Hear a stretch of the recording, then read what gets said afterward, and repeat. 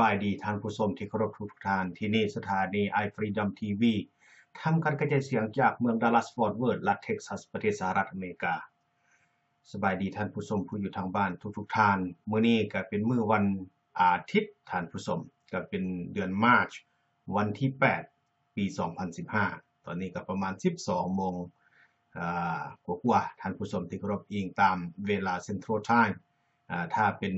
Eastern Time ก็1 โมงกว่าแล้วท่านผู้ชมที่เคารพก็พวกเราก็มาพบกันเป็นประจำในมื้อวันอาทิตย์เป็นรายการของเรื่องการเรียนรู้รักษาสุขภาพจากท่านดร.ทองวันอันนี้ตามธรรมดาแล้วเมื่อวานนี้พวกเราก็มีรายการเรื่องธรรมะแต่ทางข้าพเจ้าเองก็บ่ได้มาออกรายการเรื่องธรรมะเพราะว่าติดขัดภาระน้อยนึงแต่ถึงใดก็ตามมื้อนี้พวกเราก็กลับมาพบกันอีกในรายการที่มาเรียนรู้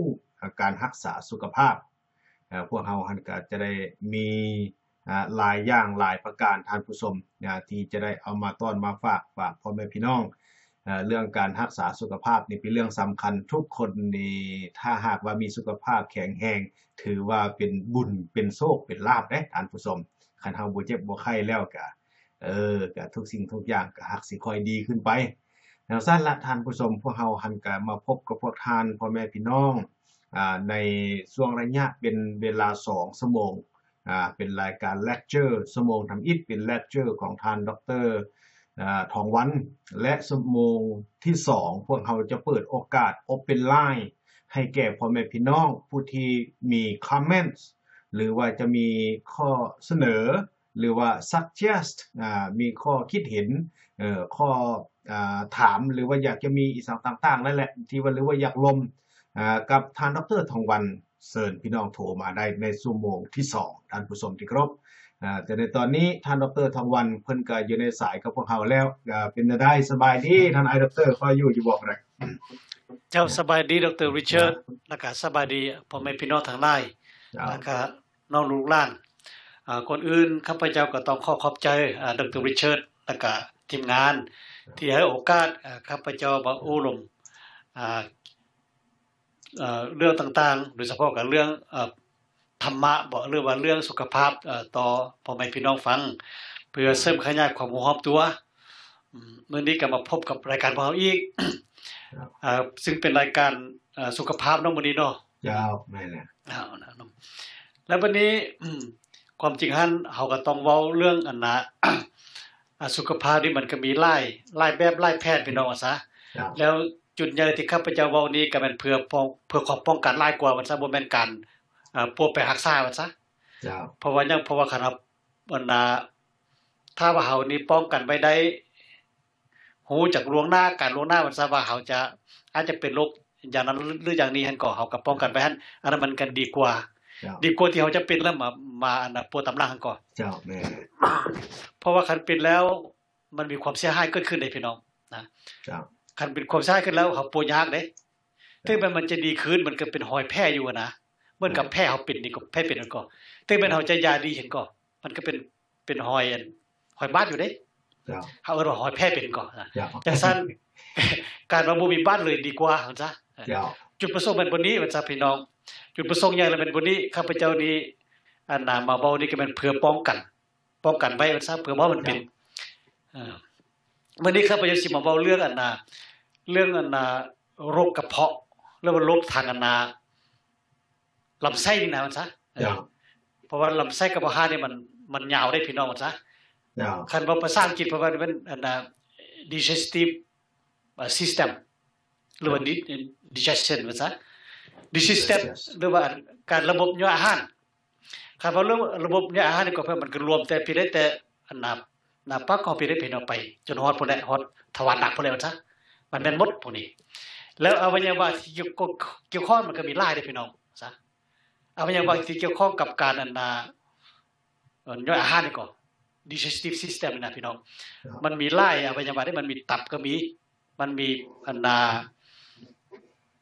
ตับอ่อนหรือว่าปางหรือว่าม้ามหรือว่าปังครีสนี่ก็พี่น้องนั่นก็มีอีกนี่แล้วคันมีตับแล้วมันก็มีมันบีอีกตึมได้พี่น้องเห็นบ่แล้วก็มีลำไส้น้อยลำไส้ใหญ่ประกอบอีกหมายความมันมีหลายอวัยวะอันน่ะที่ว่าอันน่ะรวมกันนี่ก็ สารคับเจ้าก็สิคอยเว้าไปแต่ละขั้นเนาะแล้ววันนี้เพื่อป้องกันหันเฮาก็ป้องกันเพราะว่าพยาธิเกิดขึ้นมันก็มีเกิดขึ้นทุกบ่อนเด้เริ่มแต่ป้าเขานี่ก็พี่น้องมันมีอันท้องน้ำลายภาษาอังกฤษก็ว่า salivary gland แปลว่าท้องหรือว่าต่อมมันซะต่อมน้ำลายซะนะเวลาเฮาย่ำเข้าแล้วก็พี่น้องอันท้องน้ำลายหรือต่อมน้ำลายนี่มันจะผลิตน้ำลายออกมาภาษาอังกฤษว่าเฮาsaliva เห็นบ่แล้วอยู่ในน้ำลายก็พี่น้องมันจะมีเอนไซม์หรือว่าเคมีคอลก็ได้ไว้เคมีคอลได้มันจะมาเฮ็ดให้อาหารบางอย่างก็มันคล้ายๆกับมัน break down ซะ break down แล้วก็มันมาหักเป็นตอนไปนะให้เป็นต้นน้อยไปว่าซะโดยเฉพาะกับพวกธาตุน้ำตาลนี่หรือว่าธาตุคาร์โบไฮเดรตนี่ก็พี่น้องพออยู่ในเอนไซม์มันมีอยู่ในน้ำลายนี่ก็พี่น้องมันมีเอนไซม์มันก็จะเอิ้นว่าอะไมเลสเห็นบ่อะไมเลสนี่มันสิเป็นเอนไซม์ตัวนึงที่มันไปหักหรือว่าไปบั่นทอนเคมีคอลหรือว่าถอนของอาหารซึ่งเอิ้นว่าคาร์โบไฮเดรตก็พี่น้องให้เป็นตอนไปเฮาพิสูจน์ก็ได้พี่น้องว่าซะคือตัวอย่างว่าเวลาเฮาย่ำเข้าก็เฮาบ่เฝ้ากลืนเถื่อเข้าที่เฮาย่ำธรรมดาอีนี่มันบ่มีรสหวานเท่าใดพี่น้องแต่ว่าเฮาบ่กลืนเฮาย่ำแล้วเฮาอมอยู่นั่นก็พี่น้องโดนไปจังได๋รู้สึกว่ามันหวานเห็นบ่เป็นจังมันหวานเพราะว่าเอนไซม์ตัวนี้ก็อะไมเลสก็มันจะไป break down โมเลกุลใหญ่ของธาตุน้ำตาลนะพี่น้องถ้ามันเป็นถ้าเป็นเป็นเม็ดน้อยลงมาซะเป็นโมเลกุลน้อยลงมาคันน้อยลงมาแล้วมันความหวานของข้าวก็เฮาสิปรากฏขึ้นมามันสิเห็นมันสิรู้สึกว่าโอ้ข้าวนี่มันหวานเนาะเห็นบ่ก็แสดงว่าข้าวมันมีธาตุน้ำตาลหรือว่าธาตุส่วนใหญ่เฮาเอิ้นธาตุน้ำตาลมันคาร์โบไฮเดรตหรือว่าธาตุแป้งว่าสุดท้ายก็ธาตุแป้งซะปานนี้เมื่อเวลาเฮากินข้าวนี่ก็พี่น้องเวลาเฮาย่ำมันก็น้ำลายจะออกมาโลดมันซะแม้แต่บ่น้ำลายบ่ทันออกมาก็มีนะเวลาเฮาเฮ็ดข้าวก็น้ำลายมันเวลามันปั่นก็มันจะซีดออกมาก็เห็นบ่บางครั้งมันก็เป็นได้พี่น้องเห็นบ่มันก็น้ำลายซีดแสดงมันก็ต้องมีอวัยวะที่มันไปบีบให้น้ำลายมันออกมาว่าซะบางทีมันออกมาเป็นน้ำซีดออกมาพุ่นแล้วว่าซะข้าพเจ้าก็เคยเห็นตัวเองโอ้น้ำลายออกมาแห้งปานนั้นพุ่นได้บ่โดยเฉพาะเวลากินส้มแม่นบ่ตัวอย่างใส่กินส้มนี่มันโอ้น้ำลายจะออกมาแล้วเพราะว่ารสของส้มมันก็พี่น้องรสส้มก็มันจะไปกระตุ้นกล้ามเนื้อของแกลนหั่นน่ะกล้ามเนื้อของท้องมันหัดเข้าพี่น้องเวลามันหัดเข้ามันก็จะมีเมื่อเวลาอยู่ในท้องน้ำตาลต้นน้ำลายก็เมื่อเวลามันมีการบีบเข้าก็พี่น้องน้ำมันก็ต้องพุ่งออกมาซะเหมือนกับบีบน้ำพุ่งก็มันก็น้ำซีดออกมามันซะข้อนี้ซั่นใดน้ำลายโทษน้ำลายก็คือพี่น้องมันมีก้อนเนื้ออ้อมอยู่เวลามันบีบเข้ามันก็เฮ็ดให้น้ำลายไหลออกมาบัดนี้คนเฮาบางคนก็เป็นพยาธิท้องท้องอันไหนเนี่ยเฮาเอิ้นเฮาเอิ้นว่าเจ็บภาษาอังกฤษเขาจะว่า mumps นะเห็นบ่เพราะว่าท้องน้ำดีเนี่ยมันก็อักเสบเป็นพี่น้องเวลาอักเสบเฮาก็จะแก้บ่นี้จะคันเห็นบ่คันเจ็บเพราะการอักเสบหลังจากมันก็ท่อมันก็มันตันก็มีบัดนี้อยู่ในบริเวณปากเฮาก็พี่น้องมันมีท้องน้ำลายนี่มันมีหลายบ่อนเด้อยู่กองลิ้นก็มีอยู่ข้างนี่ก็มีเห็นบ่ส่วนหลายเวลามันตันก็มันจะตันอยู่ข้างพวกนี้นี่เวลามันตันหั่นแล้วคือท่อมันตันก็แก้วเฮานี่มันจะคันขึ้นมาบ่ภาษาอังกฤษว่า mumps มันบ่ภาษาลาวนี่ก็เป็นเฮาก็เป็นสักกี่ว่าจังได๋เนาะคางก็ได้แปลว่าคางนี่มันคันขึ้นมานะมันบ่ส่วนหลายแล้วคันถ้าว่าแทบคางนี่มันคันกว่าส่วนหลายมันท้องท้องน้ำลายมันอักเสบ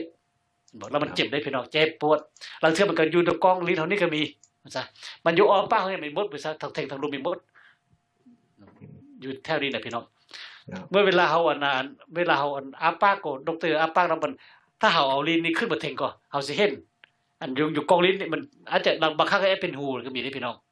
บ่ก็ถ้ามันคันสิเห็นดีมันสิแจ้งว่าซะมันเป็นหูของบอนที่ว่าเป็นทอของน้ำบีนก็ขอโทษ น้ำตาลน้ำลายออกมานะพี่น้องมันจะออกมาบนนี้ก่อนซะวันนี้เมื่อเรากินอาหารแล้ววันนี้อาหารเราเข้ากลืนลงไปก่อนมันก็จะไปฮอตกระเพาะอาหารเวลาฮอตกระเพาะอาหารก็พี่น้องกระเพาะอาหารนี่มันจะต้องมันเหมือนกับท่งไทยเหมือนกับไทยนี่พี่น้องมันจะเป็นเป็นล้วนยาวไปได้แล้วจะมีคอดซ้อนนั้นซ้อนนี้เพิ่นว่าไทยก็พี่น้องเหมือนกับไทยเข้านี่ก็พี่น้องไทยเข้านี่มันก็เป็นท่งไปยาวๆไปแล้วก็คอดซ้อนซ้อนนี้แล้วเพิ่นส่วนหลายคนตะกี้เขาจะเฮ็ดไทยเขาจะเอามาพาสคอนี่เวลาเดินทางก็พาสคอนี่มันก็ย่างไปนะไทยเข้าก็พี่น้องท่งกระเพาะนี่ก็คล้ายกันสิพี่น้องมันมีภาษาอังกฤษก็ว่าsphincter นี่ทางลุ่มแล้วก็ทางเทคมันหัดไว้ซะแล้วทางกายนี่เป็นอาหารเฮาอยู่เป็นกระเพาะอาหารแล้วอาหารนี่มันก็จะบดกันแล้ววันนี้เวลาอาหารมันบดก็พี่น้องกระเพาะอาหารเราเนี่ยเขาจะต้องผลิตน้ำส้มแล้วน้ำกรดออกมามันเป็นรสส้มมันซะพอมันเป็นน้ำกรดนี่แล้วมันจะมาเฮ็ดให้อาหารนั้นย่อยไปแล้วเวลาเดียวกันก็พี่น้องอาหารนั้นกระเพาะอาหารมันก็ต้องบีบไปบีบมันนิ่งเสียได้พี่น้องมันนิ่งตลอดเด้เวลาอาหารอยู่นก็คันอาหารบ่มีแล้วมันก็หยุดเซาว่าซะแล้ววันนี้เมื่อเวลามันนิ่งจังก็มันนอกจากที่ว่าน้ำกรดหรือว่าภาษาอังกฤษว่า gastric juice หรือว่า gastric acid เห็นบ่ acid นี่แปลว่าน้ำกรดเห็นบ่ออกมาก็มันมีเอนไซม์อื่นๆพี่น้องเพื่อจะมาตัดฮอนหรือว่ามา break down มันก็เรียกว่าก็ตัดฮอนให้มันน้อยให้เป็นตัวน้อยไปพวกอาหารที่ว่าเป็นอาหารส่วนใหญ่คือพวกโปรตีนก็ดีพวกfatty acid นี่ก็พวกที่ว่าเป็นไขมันก็มันก็จะไปอยู่บนนี้พี่น้องว่าซะมันก็กระเพาะอาหารก็เวลาทำงานก็มันจะมี2อย่างกับภาษาอังกฤษเขาจะว่า mechanical digestion ก็หมายความว่า mechanical หมายความว่าเวลากระเพาะอาหารมันนิ่งติก็มันบีบมันหัดก็เห็นให้มันอาหารเนี่ยมันย่อยลงไปอีกแล้วก็มี chemical digestive อีกคำว่า chemical หมายก็คือพวกเอนไซม์ทั้งหลายนี้พี่น้องว่าซะมันจะมาบั่นทอนหรือว่าเฮ็ดให้โมเลกุลใหญ่ของที่เป็นธาตุแป้งธาตุโปรตีนและธาตุไขมันนี่ก็ให้มันเป็นโมเลกุลน้อยลงไปว่าซะอันนี้เป็นส่วนของเคมีคอลส่วนที่ว่าเป็นเมคานิกหรือว่าเป็นอาการนิ่งติงการนิ่งว่าซะเมคานิคอลแปลว่านิ่งติงข้อกับอาหารก็มาเฮ็ดให้อาหารนี่มันย่อยไปตึมว่าซะแล้ววันนี้เมื่อเวลาอาหารนี่มันย่อยแล้วก็พี่น้องอาหารนี่มันจะผ่านออกสฟิงเตอร์หรือว่าคอดที่มันปิดหูทางลมนี่ก็มันจะเปิดออกเวลาเปิดออกไปนี่อาหารที่มันย่อยแล้วก็มันจะคอยไล่ลงไปไส้น้อยบัดนี้ลำไส้น้อยทำอิฐที่เอิ้นที่ว่าผ่านกระเพาะมันเขาจะเอิ้นว่าดูโอเนนัมภาษาอังกฤษว่ายูเนนัมแล้วยูเนนัมทำอิฐนี่ก็พี่น้องมันจะมีหูข้องบอนทอข้องตับอ่อนหรือว่าปลานี่ก็หรือว่าปังครียัสนี่ก็มันจะไปออกอยู่บนบนไส้น้อยตัวนี้พี่น้องแล้วอยู่ในหูที่ว่าข้องม้ามนี่ก็หรือว่าตับอ่อนนี่ก็มันจะมีทอข้องน้ำบีบมาเจาะมาจุดกันหั่นพอดีพี่น้องซะก็หมายความว่าเวลาตัวปากทอตัวนี้มันเปิดก็พี่น้องมันจะมีน้ำที่มันปนเจือด้วยเค็มเอนไซม์มาจากตับอ่อนและส่วนหนึ่งก็มาจากน้ำบีกันซะมาประจบกันพี่น้องเหมือนกับปลาห้วยมันซะซึ่งมันมีช่องห้วยมาโจกกันนะแล้วมันก็จะทายเทนั้นออกมาใส่อาหารที่เราลงมาหั่นแล้วอาหารตัวนี้มันก็จะไปจะไป break down อีกตึมเทื่อนึงพวกที่อย่างเลือดที่ว่าข้องเลือดที่ว่าที่เอนไซม์ที่กระเพาะอาหารที่มันบันทอนไปแล้วก็เห็นมันน้อยไปแล้วก็ตัวนี้เพิ่นเฮ็ดน้อยไปตึมไปซะจนเป็นเป็นโมเลกุลที่มันน้อยที่สุดซึ่งสามารถจะซาบซึ้งเป็นเลือดได้ก็เวลานี้นี่มันก็เป็นตัวนี้มันเพิ่นเอิ้นว่า chemical digestion ตัวนี้มันซะแล้ววันนี้ไส้เราทั้งหลายนี่ก็มันจะคอยซึมออกไปคล้ายๆจุบออกไปว่าซะคล้ายกับซึมซาบเข้าไปคอยดึงเข้าไปหาเส้นเลือดต่างๆที่ว่ามันอ้อมอยู่อ้อมตามลำไส้น้อยแล้วซะแล้วพวกนี้มันจะโฮมกันไปหาตับพี่น้องมันจะโฮมไปหาตับหมดเลยอาหารที่เรากินดีกว่าพี่น้องอาหารอันนั้นก็ยานอกจากจะมันจะซึมซาบอยู่ในปากของนี่ก็พี่น้องคันถ้ามันลงกระเพาะแล้วมันจะต้องผ่านไปหาตับทางนั้น บ่ฉะนั้นก็อาหารกับยาที่เฮากินไปก็พี่น้องมันจะต้องผ่านตับทางนั้นบ่บัดนี้เมื่อเวลาว่ามันผ่านไปหาตับแล้วก็ตับนี้จะมาใจแยกออกเป็นพี่น้องภาษาใจแยกออกว่าอาหารอันใดส่วนใดนั่นก็คันถ้าว่าอาหารส่วนที่เป็นไขมันเห็นบ่ตับนี้ก็จะมีเอนไซม์อีกตึมใส่พี่น้องมามาเฮ็ดให้อาหารที่เฮากินเข้าไปก็คันถ้าเป็นส่วนโปรตีนนี่มันก็จะส่งไปให้เป็นเป็นกล้ามเนื้อ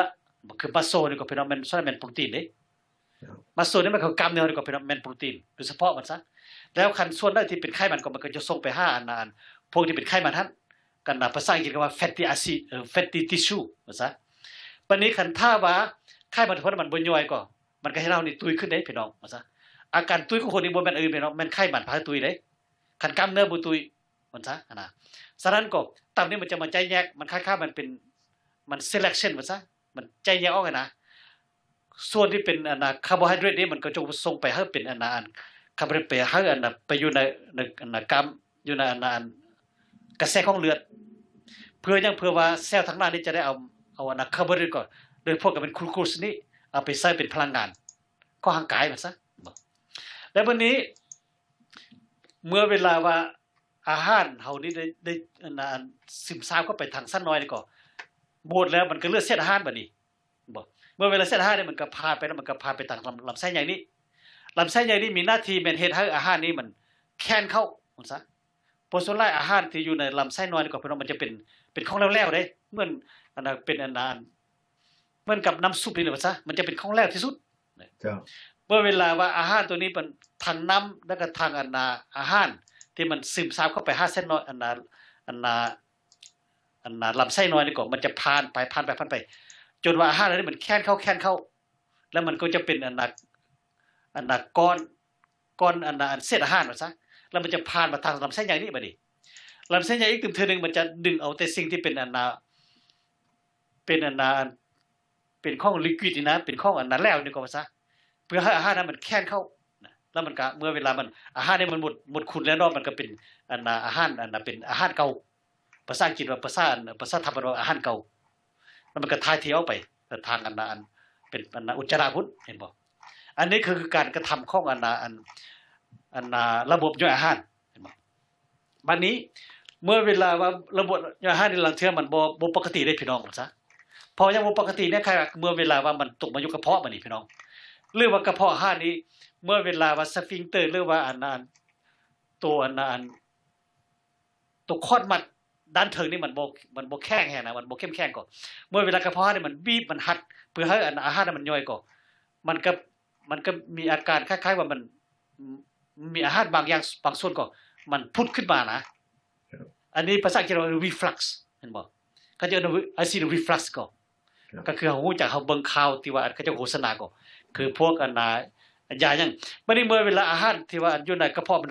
reflux ขึ้นมาก็มันมีการเบียดขึ้นมาก็มันพาให้ทอ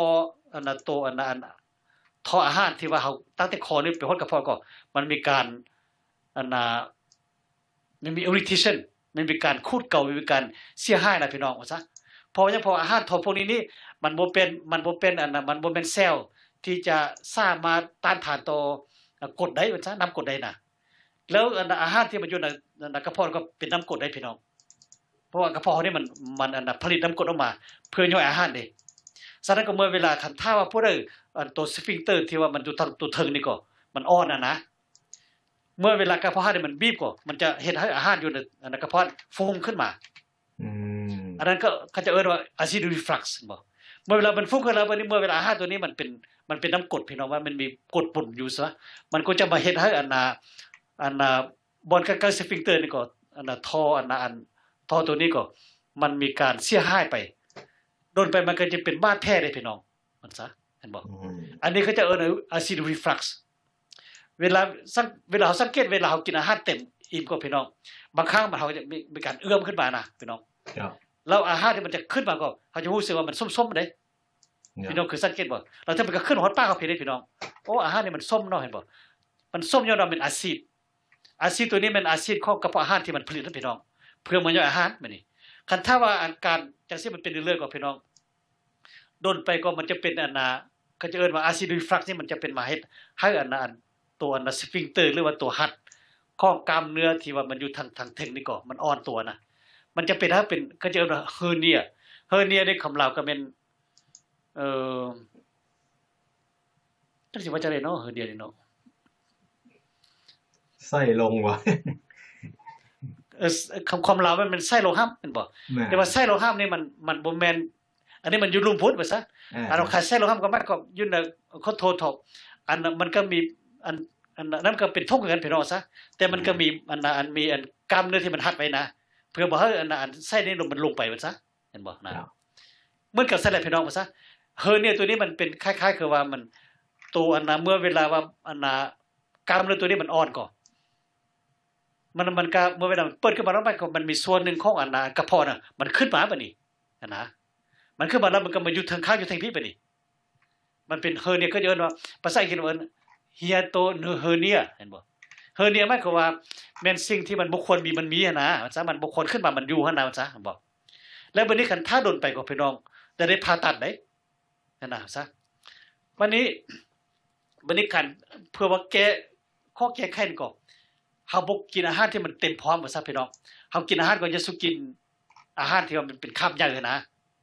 big meal ภาษาอังกฤษว่า big meal ก็คันกินอาหารคาบใหญ่แล้วมันสิเฮ็ดให้กระเพาะอาหารนั้นมันทำงานหนักและเมื่อเวลามันทำงานหนักก็มันก็มีส่วนนึงที่มันจะขึ้นมาเทคนิคก็พี่น้องขึ้นมาทางกันอันน่ะปลาท่งอาหารเบิ่งเทคนิคก็ฉะนั้นก็อันนี้อยู่ในคำสอนทางพุทธศาสนาเพิ่นก็บอกได้พี่น้องเวลากินอาหารไปหันเพิ่นบอกว่าอันน่ะกะว่าประมาณ 4-5 คำจะอิ่มนะให้หยุดเพิ่นว่าเห็นบ่หยุดแล้วเฮาก็กินน้ำใส่กระเพาะมันเต็มพอดีนั่นน่ะซะแล้วเฮานี่ส่วนละเฮาบ่ขึ้นปานนั้นว่าซะเฮากินอิ่มแล้วเฮาก็ยังค่อยเซาบัดนี้เมื่อเวลากินน้ำซะตึมปึ๊บมันก็อาหารมันก็เพราะอาหารมันยิ่งโพดมันซะมันเต็มโพดนะเห็นบ่มันเป็นซั่นเด้ว่าส่วนละเฮาจะบ่รู้สึกตัวมันซะเพราะว่าเฮาบ่ได้กำกับปานนั้นว่าซะนะบ่แล้วบัดนี้เฮอเนี่ยนี่ก็คันถ้าเฮาเป็นแล้วพี่น้องต้องได้ผ่าตัดออกเด้นะแล้วทีนี้มันก็มียาที่ว่าเขาเคยเห็นอยู่อันน่ะโฆษณาอยู่ตามอันทีวีนี่ก็มันมียานึงเขาเรียกว่า Nexium หั่นก็นะหรือว่า24 Nexium บ่ซี่นะอันนี้มันแม่นตัวนี้แม่นไปอันน่ะระงับการอันน่ะบ่ให้กระเพาะอาหารนี่มันขึ้นมาแล้วมาทำหายอันน่ะทำหายอันทออันน่ะที่อันน่ะเฮาเอิ้นว่าทอภาษาอังกฤษเอิ้น esophagus นะesophagus มันก็เป็นท่อที่ว่ามันออกจากคอนี่ลงไปฮอดกระเพาะอาหารพี่น้องอันนี้มันท่อตัวเทคนิคเวลากินอาหารก็พี่น้องมันจะคอยกล้ามเนื้ออยู่อันน่ะอยู่ตามมันท่ออาหารตัวนี้ก็มันจะคอยอันน่ะหัดเป็นเที่ยวๆไปว่าซะคล้ายๆกับมันไล่ไปนะเห็นบ่พี่น้องสังเกตได้เวลากินอาหารก็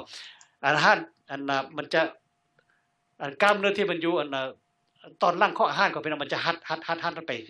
คล้ายๆกับมันไล่ไปเหมือนกับเฮาอันน่ะเวลาเฮาเฮ็ดอันน่ะไส้กรอกน่ะพี่น้องเขาจะฮูดไปน่ะเห็นบ่มันก็ไล่ไปตามนั่นแหละว่าซะกระเพาะอาหารอันน่ะกล้ามเนื้อกันพี่น้องว่าซะอยู่ในลำคอนี่ก็ดีอยู่ในลำไส้ก็ดีคือกันพี่น้องว่าซะเมื่อเวลามันหัดตัววิตก็มันหัดแล้วมันจะเป็นแถวไปต่อๆไปว่าซะมันหัดเป็นแถวๆกันไปนะมันเป็น sequence ภาษาอังกฤษเป็น sequence มันก็เป็นระดับไปว่าซะครับแล้วมันนี่มีพยาธิบางพยาธิก็พี่น้องมันเฮ็ดให้การอันน่ะหัดของอาหารของกล้ามเนื้อก็บ่ปกติเด้ตัวหัดก่อนหัดรุนสินะมันคล้ายๆอาหารมันก็ค้างอยู่บัดนี้บ่คือตัวยังมันหัดอยู่นี่แล้วตัวมันหัดอยู่พี่สินะอาหารมันบ่แล่นไปตามอันนั้นตามธรรมชาติมันเด้เพราะยังพอกล้ามเนื้อ2กล้ามเนื้อมันหัดพร้อมกันมันก็เลยก็มันเป็นก้อนอยู่คล้ายๆคือเป็นอันน่ะเป็นก้อนคืออันน่ะคือไส้กรอกอันนี้แล้วซะเห็นบ่ถ้าคือได้ไส้กรอกว่าซะพี่น้องมันหัดจังซั่นแล้วมันใส่หัดบ่ว่าไส้กรอกตัวนี้ก็หัดตัวนี้ครับมันก็เป็นทางกลางนี่มันก็เป็นอันน่ะเป็นไส้กรอกอยู่นะเห็นบ่อันนี้ส่วนล่างมันก็เป็นพยาธิย้อนเป็นพยาธิไปซะพี่น้องเพราะร่างกายเฮานี่มันเวลามันทำงานตามระบบได้พี่น้องเห็นบ่มันมีอันน่ะภาษาอังกฤษเขาเรียกว่าออโตเมติซึมระบบที่ว่ามันเป็นออโตเมติกของมันนะมันซะ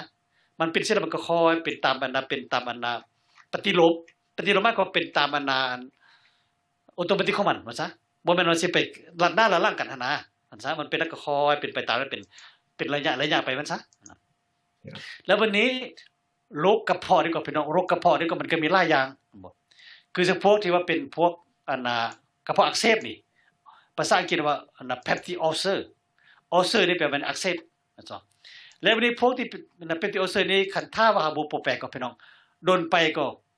มันก็เป็นอันน่ะเป็นมะเร็งได้เด้บ่แล้ววันนี้ก่อนหน้านี้พวกที่เป็นอันน่ะเป็นกระเพาะอาหารก็เขาเอิ้นว่าเป็นอันน่ะกระเพาะอาหารเป็นบาดอันนี้ก็เป็นอัลเซอร์คันอัลเซอร์ได้มากกว่าแสดงว่าอันน่ะผนังหรือว่ากล้ามเนื้อของอันน่ะกระเพาะอาหารก็มันเป็นแผลการเป็นแผลแล้ว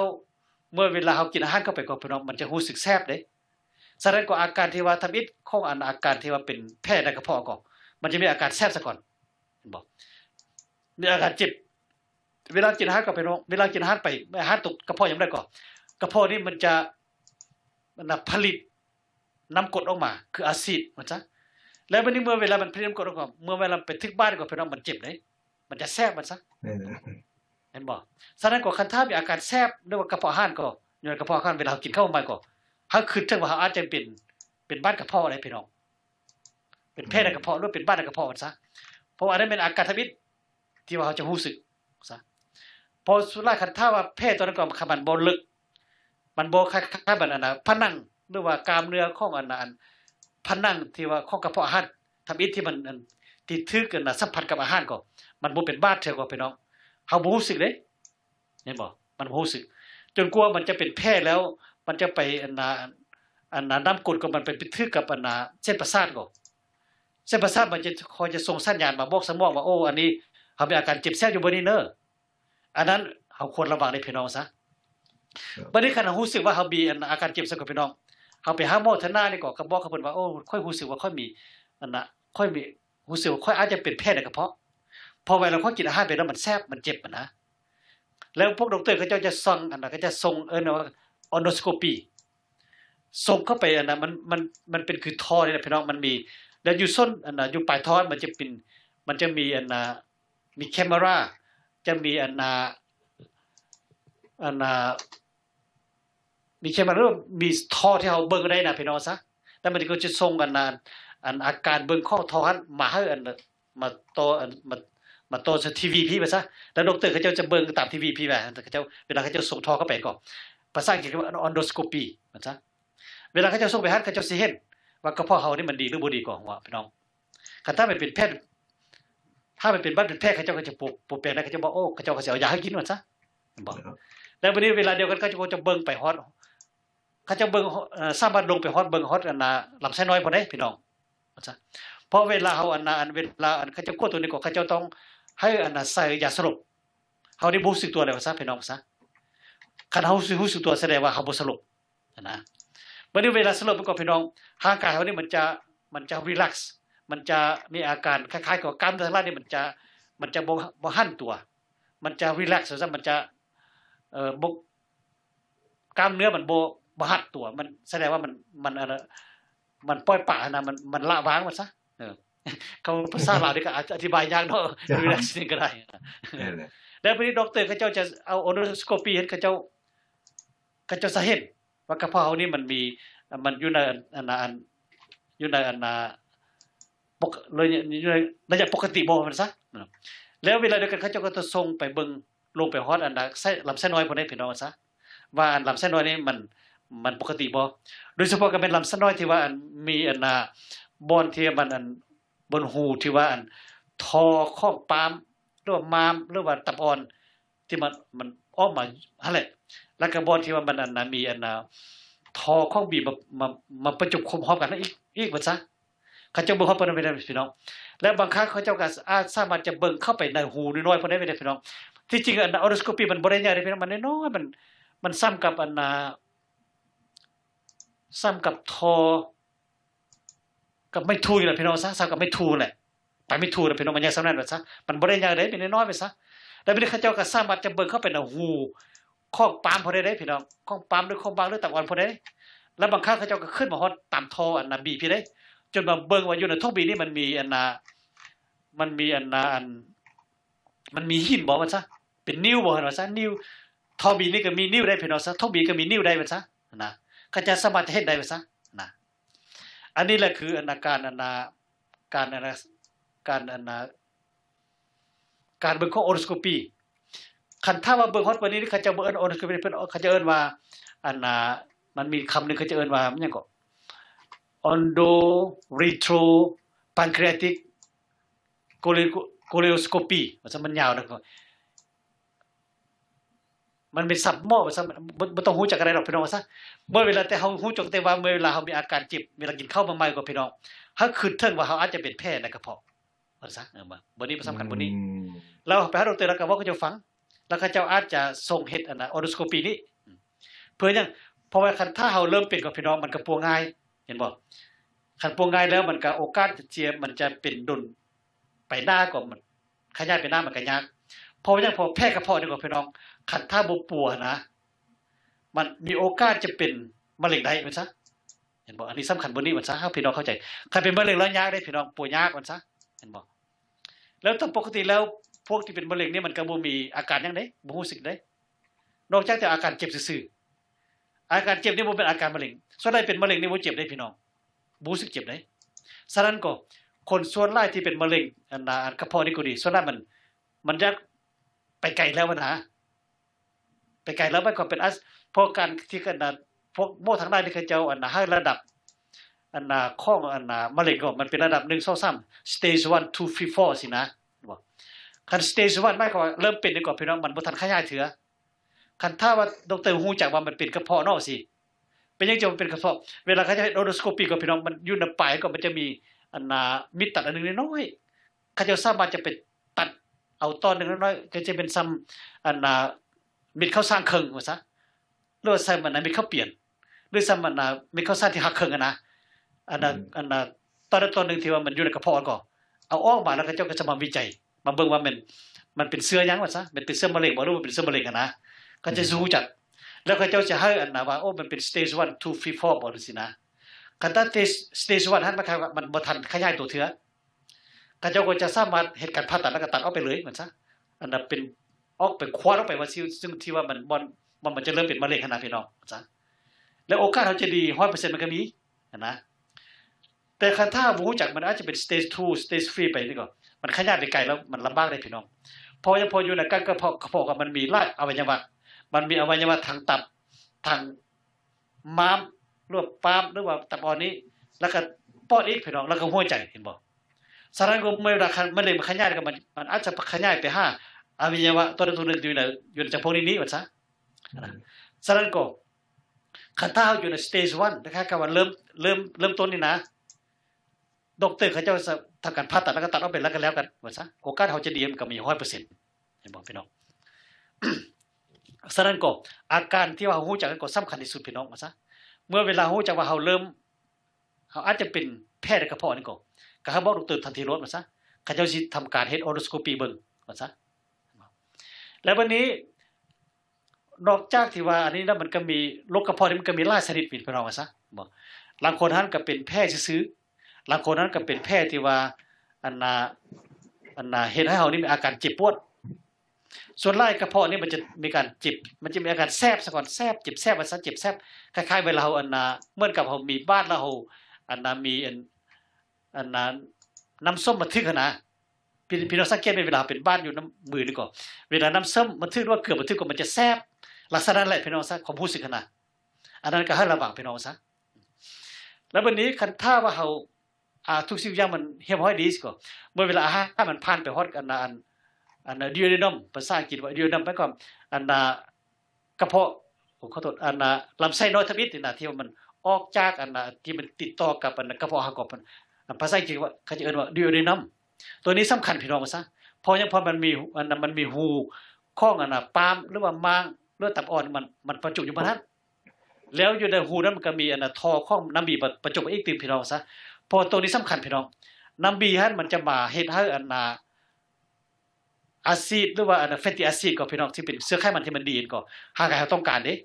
มันจะเฮ็ดให้การซึมซาบของเชื้อไขมันที่เป็นประโยชน์ก็ย้อนน้ำบีได้พี่น้องอันนี้ข้าพเจ้าก็อธิบายไปถึงแล้วซะแล้วประเด็นนอกจากนี้ก็อยู่ในปางให้ก็พี่น้องมันมีเอนไซม์อันนึงทางมาอะไมเลสอันนี้เป็นทราบมอกว่าอะไมเลสกับไลเพสนี่มันจะเฮ็ดให้เป็นละลายหรือไปย่อย พวกโปรตีนนี่อีกส่วนหนึ่งเมื่อเวลาเฮ็ดมันให้เมื่อเวลาโปรตีนนี่มันเมื่อเวลามันเฮ็ดเป็นตัวโมเลกุลน้อยลงไปแล้วมันจะเป็นเขาจะเอิ้นว่าอะมิโนแอซิดเห็นบ่โปรตีนนี่มันเป็นอะมิโนแอซิดพี่น้องว่าซะเมื่อเวลามันเฮ็ดเฮ็ดให้โปรตีนที่มันส่วนใหญ่ก็มันน้อยลงไปมันก็เป็นอะมิโนแอซิดซื่อๆคันเป็นอะมิโนแอซิดมันก็สามารถจะซึมซับเป็นร่างกายเราได้พี่น้องคันถ้าเป็นโปรตีนใหญ่ๆอยู่มันบ่เข้าไปได้มันซึมซับบ่ได้มันซะนะอันนี้เขาต้องเข้าใจเป็นก็เป็นข้อมูลของตัวซื่อพี่น้องมันซะแล้ววันนี้เมื่อเวลาว่าอาหารพวกนี้มันผ่านกระเพาะไปแล้วฮอดลำไส้ในลำไส้นั้นมันก็จะคอยซึมซับเข้าไปแล้ววันนี้พยาธิที่เกิดอยู่ใน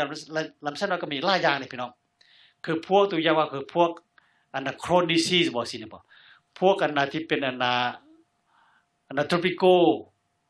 ไวรัสนี่ก็พี่น้องซะหมายความว่าพวกลำไส้น้อยก็บ่สามารถจะซึมซับอาหารบางอย่างน่ะเข้าไปในร่างกายเฮานี้พี่น้องแล้วบัดนี้คันถ้าว่าอาหารบางอย่างที่เฮาบ่สามารถจะซึมซับเป็นร่างกายแล้วร่างกายเฮามันก็บ่มีอาหารจากพวกนั้น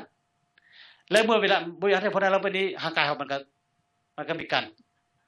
เป็นโรคขึ้นมาได้พี่น้องซะบ่มันนี่คือตัวอย่างพวกธาตุที่เป็นคือธาตุธาตุเหล็กสิพี่น้องเห็นบ่บางพยาธินั้นบ่สามารถจะซึมซับธาตุเหล็กนี้เข้าไปในร่างกายเฮาเห็นบ่เมื่อเวลาธาตุเหล็กบ่เข้าไปในร่างกายเราเป็นนี้คนเฮาก็เป็นโรคอันนึงคืออะนีเมียอันนี้เป็นโรคเลือดจางเห็นบ่เลือดจางตัวนี้หมายความว่าเป็นอาหารที่เฮากินเข้าไปหมายความมันมีธาตุเหล็กที่ว่าเฮาร่างกายเฮานี่บ่ซึมซับเข้าไปได้เห็นบ่เห็นบ่เมื่อเวลาบ่ซึมซับเข้าไปแล้วบัดนี้ร่างกายเฮานี่มันต้องการธาตุเหล็กนี้เพื่อจะไปเฮ็ดให้พวกเม็ดเลือดแดงนี่ก็พี่น้องเป็นเฮโมโกลบินนี่นะมันต้องการธาตุเหล็กนี่เป็นเฉพาะมันซะคันถ้าบ่มีธาตุเหล็กนี่ร่างกายเฮานี่มันก็ผลิตเม็ดเลือดแดงบ่ได้เด้เมื่อเวลามันบ่ผลิตเม็ดเลือดแดงนี่เฮาก็เป็นคนอะนีมิกเป็นคนเลือดจางว่าซะนะพี่น้องเพราะว่าอยู่ในลำไส้น้อยก็พี่น้องมันมีพยาธิหลายอย่างข้าพเจ้าก็บ่สามารถจะไล่บ่ออกมาซะแต่เขาฮู้จักได้ว่าคันถ้าว่าเฮามีโรคขาดอาหารนะพี่น้องมันบอกการว่าคำว่าโรคอาหารนี่มันมีหลายอย่างนี่พี่น้องมีหลายชนิดมีทางที่ว่าเป็นทางกรรมพันธุ์ก็มีเลือดเป็นเชื้อโรคก็มีพี่น้องเห็นบ่คันถ้าเป็นเชื้อโรคนี้เฮาก็ต้องมีคันถ้าเป็นย้อนเชื้อโรคกับพี่น้องทำอิดนี่เฮาก็ต้องมีการอักเสบซะก่อนอาการอักเสบทำอิดนี่ก็มีอาการไข้บ่คือตัวฮ้อนนี้เป็นไข้นี้เห็นบ่อันนี้เฮาก็ต้องรู้สึกโอ้เฮาอาจจะมีอาการอักเสบแล้วอาจจะมีพยาธิบางอย่างที่มันเข้ามาในร่างกายเฮานี้เห็นบ่แล้ววันนี้บางครั้งก็ลำไส้เรานี่มันก็ทำงานหนักตลอดเลยพี่น้องเพราะว่าจังพอเวลาเฮากินข้าวทุกเทื่อก็มันต้องผ่านไปหั่นเห็นบ่เมื่อเวลาผ่านไปหั่นแล้ววันนี้คันถ้าว่าเฮานี่ก็บ่มีพยาธิอย่างอื่นมารบกวนก็อาหารที่เฮากินออกไปก็มันก็ต้องซึมซาบเข้าไปตามปกติเห็นบ่วันนี้อาหารที่เรากินเข้าไปพี่น้องเขาก็ต้องเบิ่งอาหารเฮากินกันเด้พี่น้องคันถ้าว่า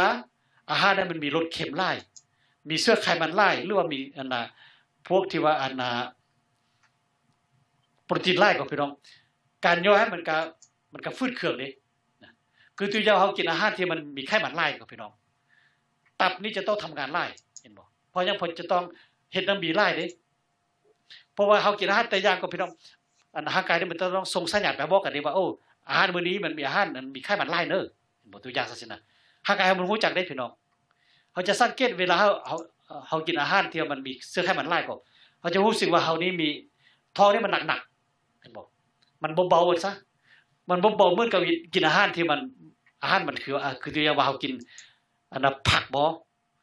เฮากินอาหารที่มันเบาคือตัวอย่างว่าข้าวจี่บ่สินะเฮาจะสังเกตเห็นว่าเรากินไขมันหลายคือกินแฮมเบอร์เกอร์นี่ตัวอย่างซะสิบ่หรือว่าพวกที่ว่ามีไขมันหลายก็เฮาจะรู้สึกว่าอาหารเหล่านี้มันหนักๆท้องนี่มันหนักๆเพราะว่าปอดขอโทษตับนี่มันทำงานหลาย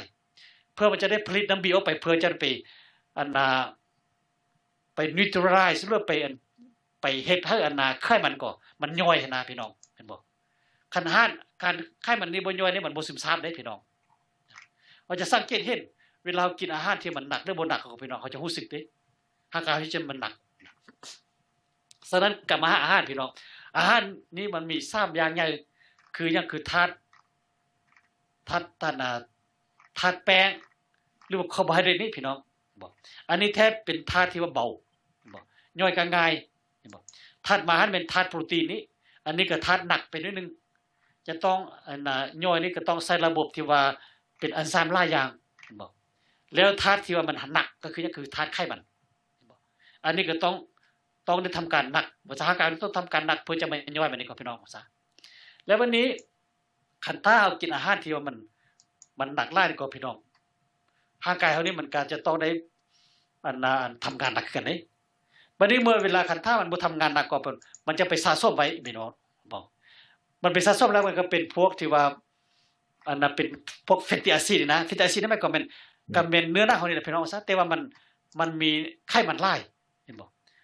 เฮาจะสังเกตพวกที่ว่าเขาเจ้าอยากให้ลดความอ้วนนี่ก็พี่น้องก็จะต้องนอกจากจะต้องประหยัดหรือว่าลดพรการกินไขมันนี่แล้วเขาเจ้าต้องไปออกกำลังกายเด้แล้วก็ออกกำลังกายหนักได้พี่น้องว่าซะเพื่อจะมันให้มันเพื่อร่างกายที่จะเอาไขมันมาใส่นะเพื่อมันลดพรไขมันนี่ก็พี่น้องแล้วนอกจากนี้ก็ต้องได้กินยาตื่มกินยาได้หมายความว่าให้ร่างกายมันถ่ายเทออกไป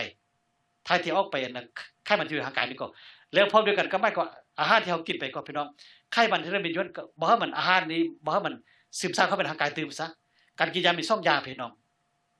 พวกที่ว่าพวกลิปิโทบ่ตัวอย่างเช่นนะพี่น้องซึ่งที่ว่าเฮามีคอเลสเตอรอลอยู่ในร่างกายเฮาหลายแล้วก็ดอกเตอร์เขาจะให้ยาก่อน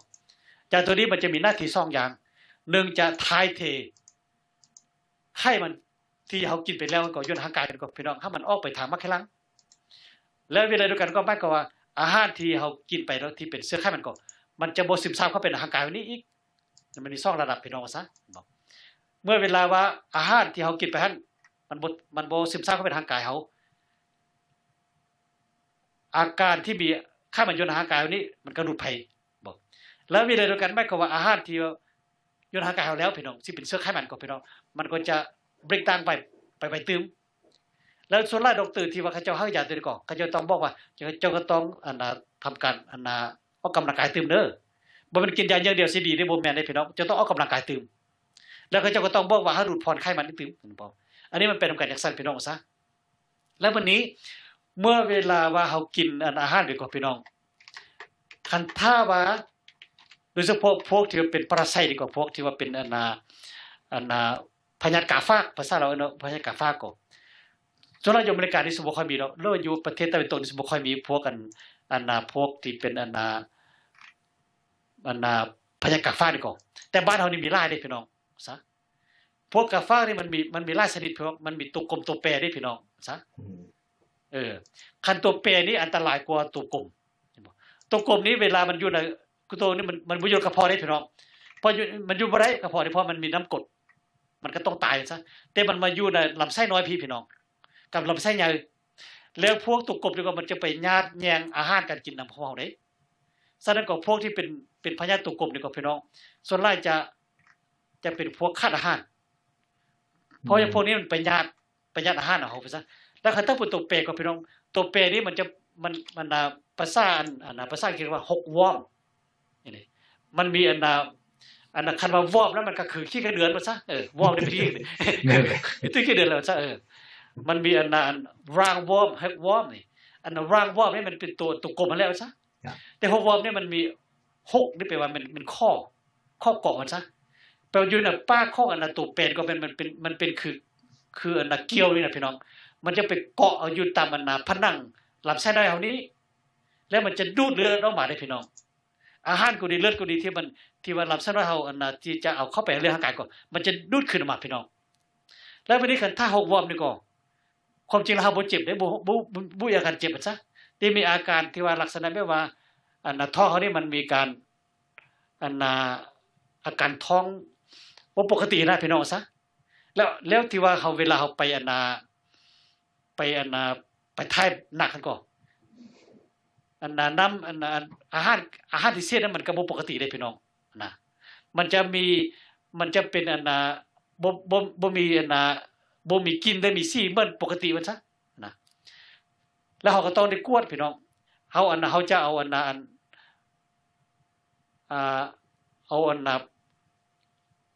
อุจจาระไปกวดพี่น้องแล้วเฮาจะเห็นไข่ของพวกพ พวกพยากาฟ้านก็จะเป็นไข่ตัวแปรก็จะไข่ตัวอันตัวกลมก็จะพี่น้องจะเห็นไข่มันได้เมื่อได้ไข่แล้ววันนี้ดอกเตอร์ก็จะให้ยากินเวลากินแล้วมันก็จะไปฆ่าพวกอันนั้นนี่นะพวกอันนั้นตัวกลมตัวแปรแล้วซะพี่น้องซะนะแล้วอาการส่วนละอาการที่ว่าอันเฮาสิบ่ฮู้จักบ่รู้สึกคือตัวอย่างเฮามีตัวแปรเช่นพี่น้องอาการที่ว่าออกจากลำไส้เฮาบ่รู้สึกได้พี่น้องแต่จะมีอาการตัวนึงที่ว่าคันถ้าเฮามีดุลก็พี่น้องเฮานี่จะเป็นพยาธิเลือดจางแบบเบาๆนะเพราะว่าตัวแปรนี่มันจะไปกินเลือดแล้วอยู่ในเลือดมันก็มันมีธาตุเหล็กพี่น้องบ่เมื่อเวลาธาตุเหล็กเนี่ยเฮาร่างกายเฮานี่มันต้องการธาตุเหล็กอยู่ตลอดเด้เมื่อเวลาธาตุเหล็กเฮานี่บ่มีการสมดุลนะบ่มันมีแต่เสียไปมันซะเพราะว่าตัวแปรนี่มันจะไปดูดกินเลือดเฮาอยู่ในลำไส้เมื่อเวลาเฮานี่เสียเลือดตลอดก็พี่น้องแล้วเวลาเดียวกันนั้นมันก็ว่าธาตุน้ำธาตุเหล็กนี่เฮาก็จะบ่ได้กลับคืนสู่ร่างกายเฮานั้นร่างกายเฮานี่มันจะขาดเลือดไปเฮาจะเป็นเลือดเลือด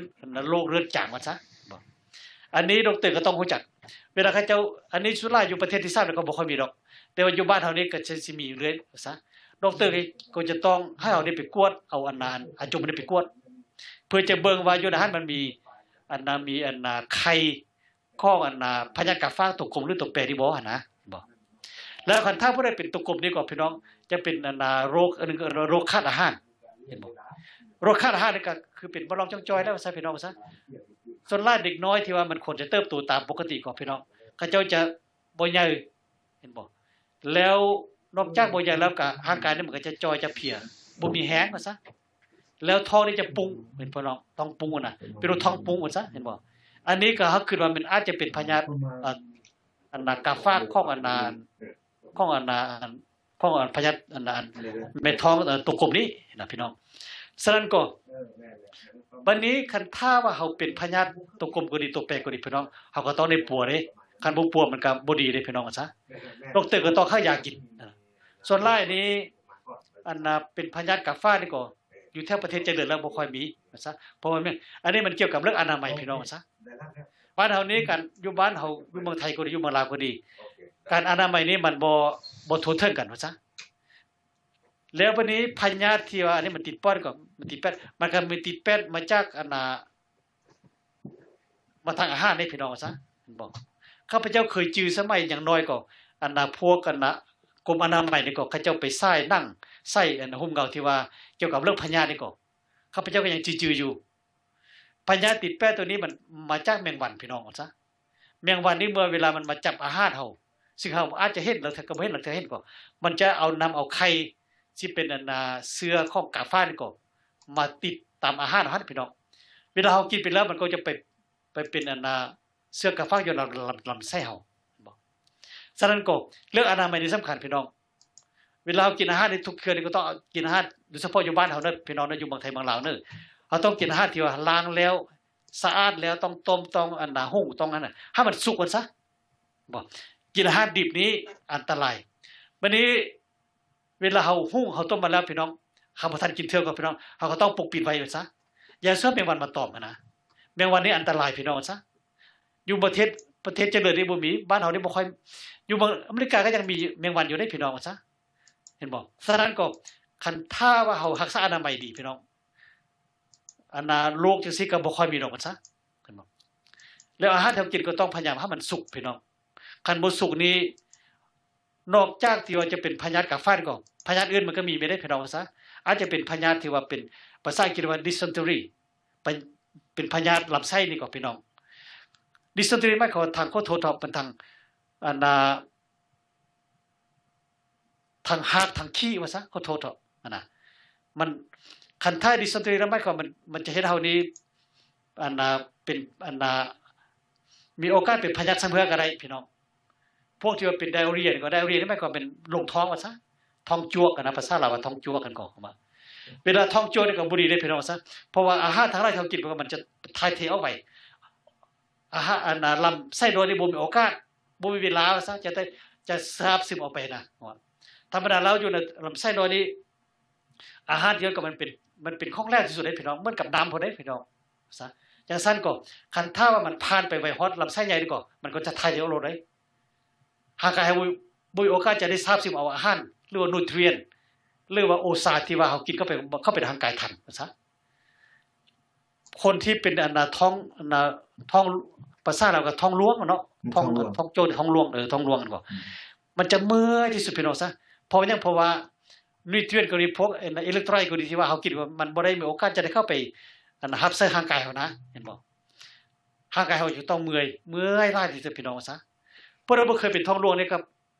จะสู้เป็นได้พี่น้องเด้อเมื่อยแท้ๆเลยข้าพเจ้าเคยเป็นตะกี้ว่าซะเป็นท้องเป็นโรคท้องร่วงแล้วก็อยู่เมืองลาวพุ่นเนาะว่าซะโอ้เมื่อยแท้ๆพี่น้องย่างก็บ่ออกห้อยพุ่นแหละมันเมื่อยนี่ก็ย้อนว่าร่างกายเฮานี่มันขาดอิเล็กโทรไลต์ขาดโปรตีนขาด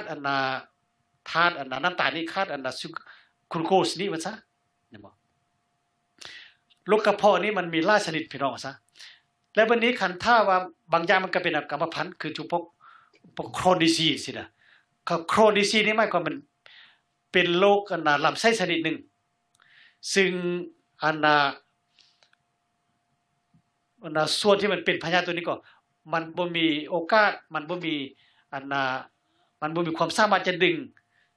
เอาอาหารที่เฮากินเข้าไปในร่างกายเราได้พี่น้องบ่เมื่อเวลาเมื่อเวลาว่าอาหารตัวบ่นี้มันบ่เข้าไปในร่างกายเฮานี่มันก็เป็นโรคขาดอาหารเห็นมั้ยพี่น้องเป็นโรคขาดอาหารคำว่าโรคขาดอาหารก็มันมีหลายชนิดเด้พี่น้องบางครั้งก็เป็นย้อนโครนดิซีสนี่บางครั้งก็เป็นย้อนที่ว่า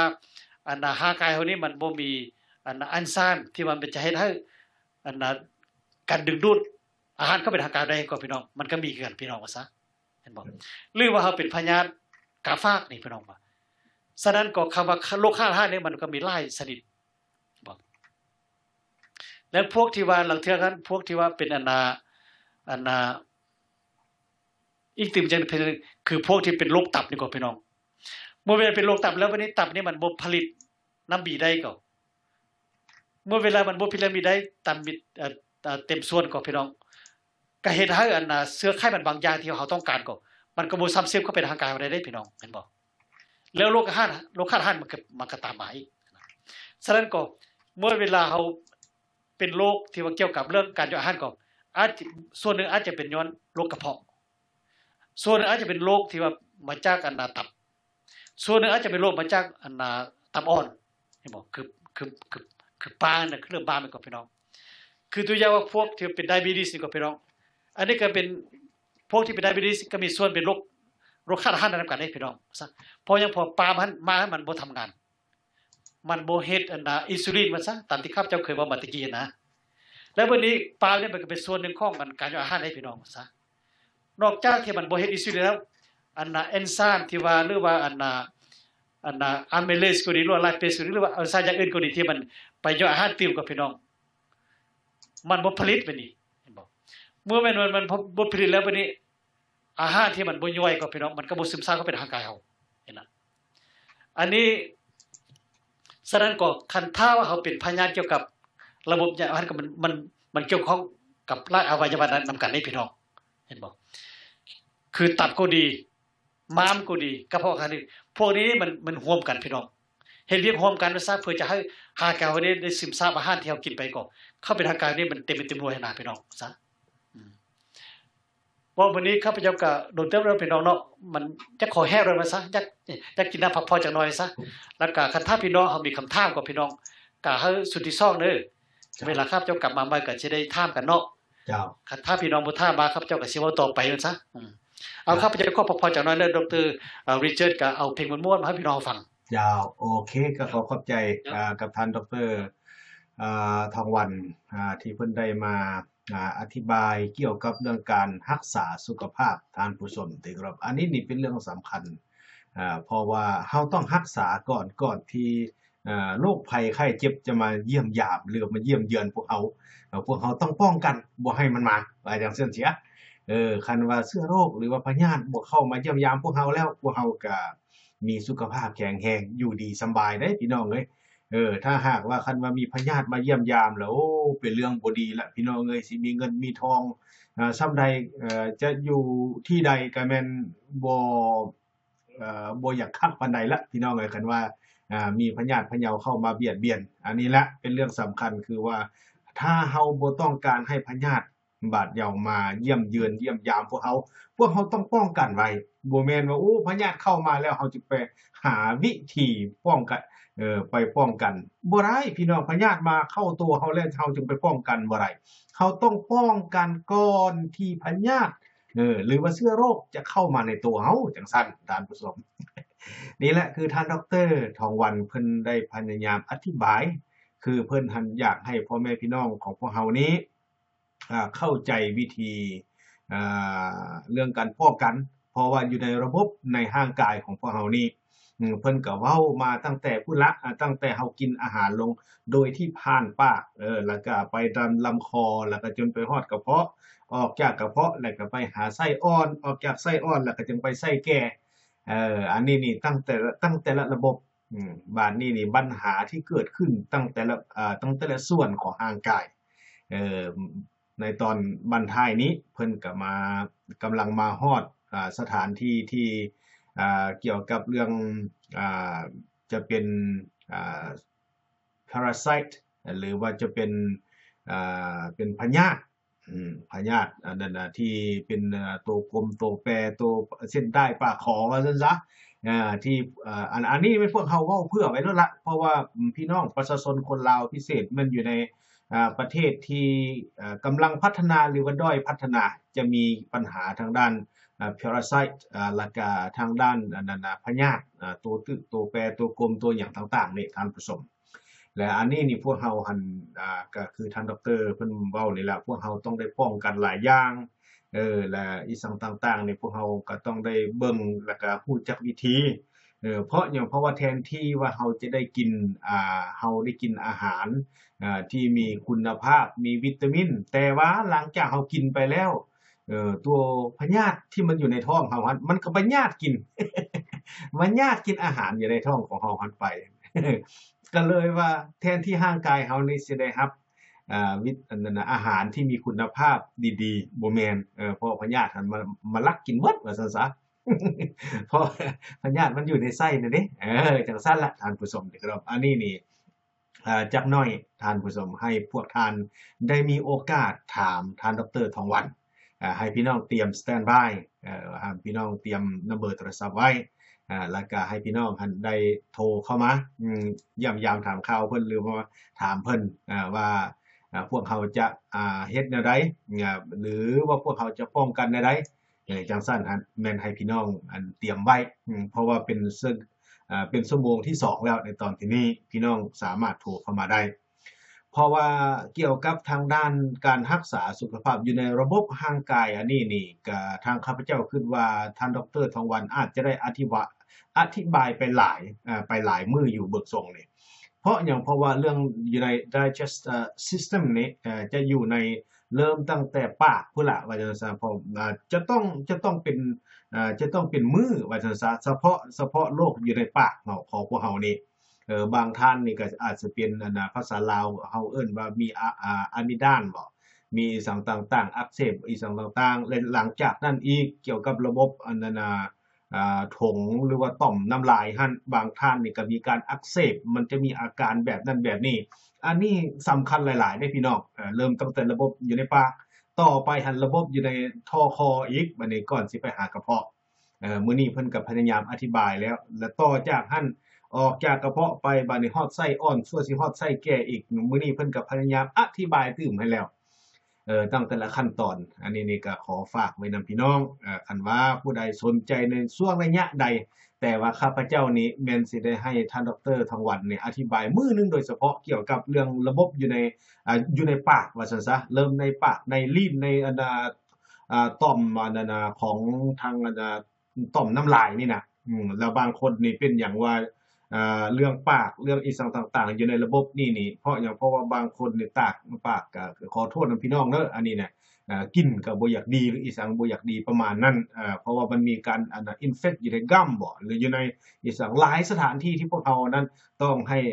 ผู้ที่เชี่ยวชาญคือทางท่านดร.ทองวันนี่มาอธิบายอีกจักมื้อนึงเรื่องนั้นน่ะแต่ว่ามื้อนี้นี่พวกเราก็มาดำเนินต่อ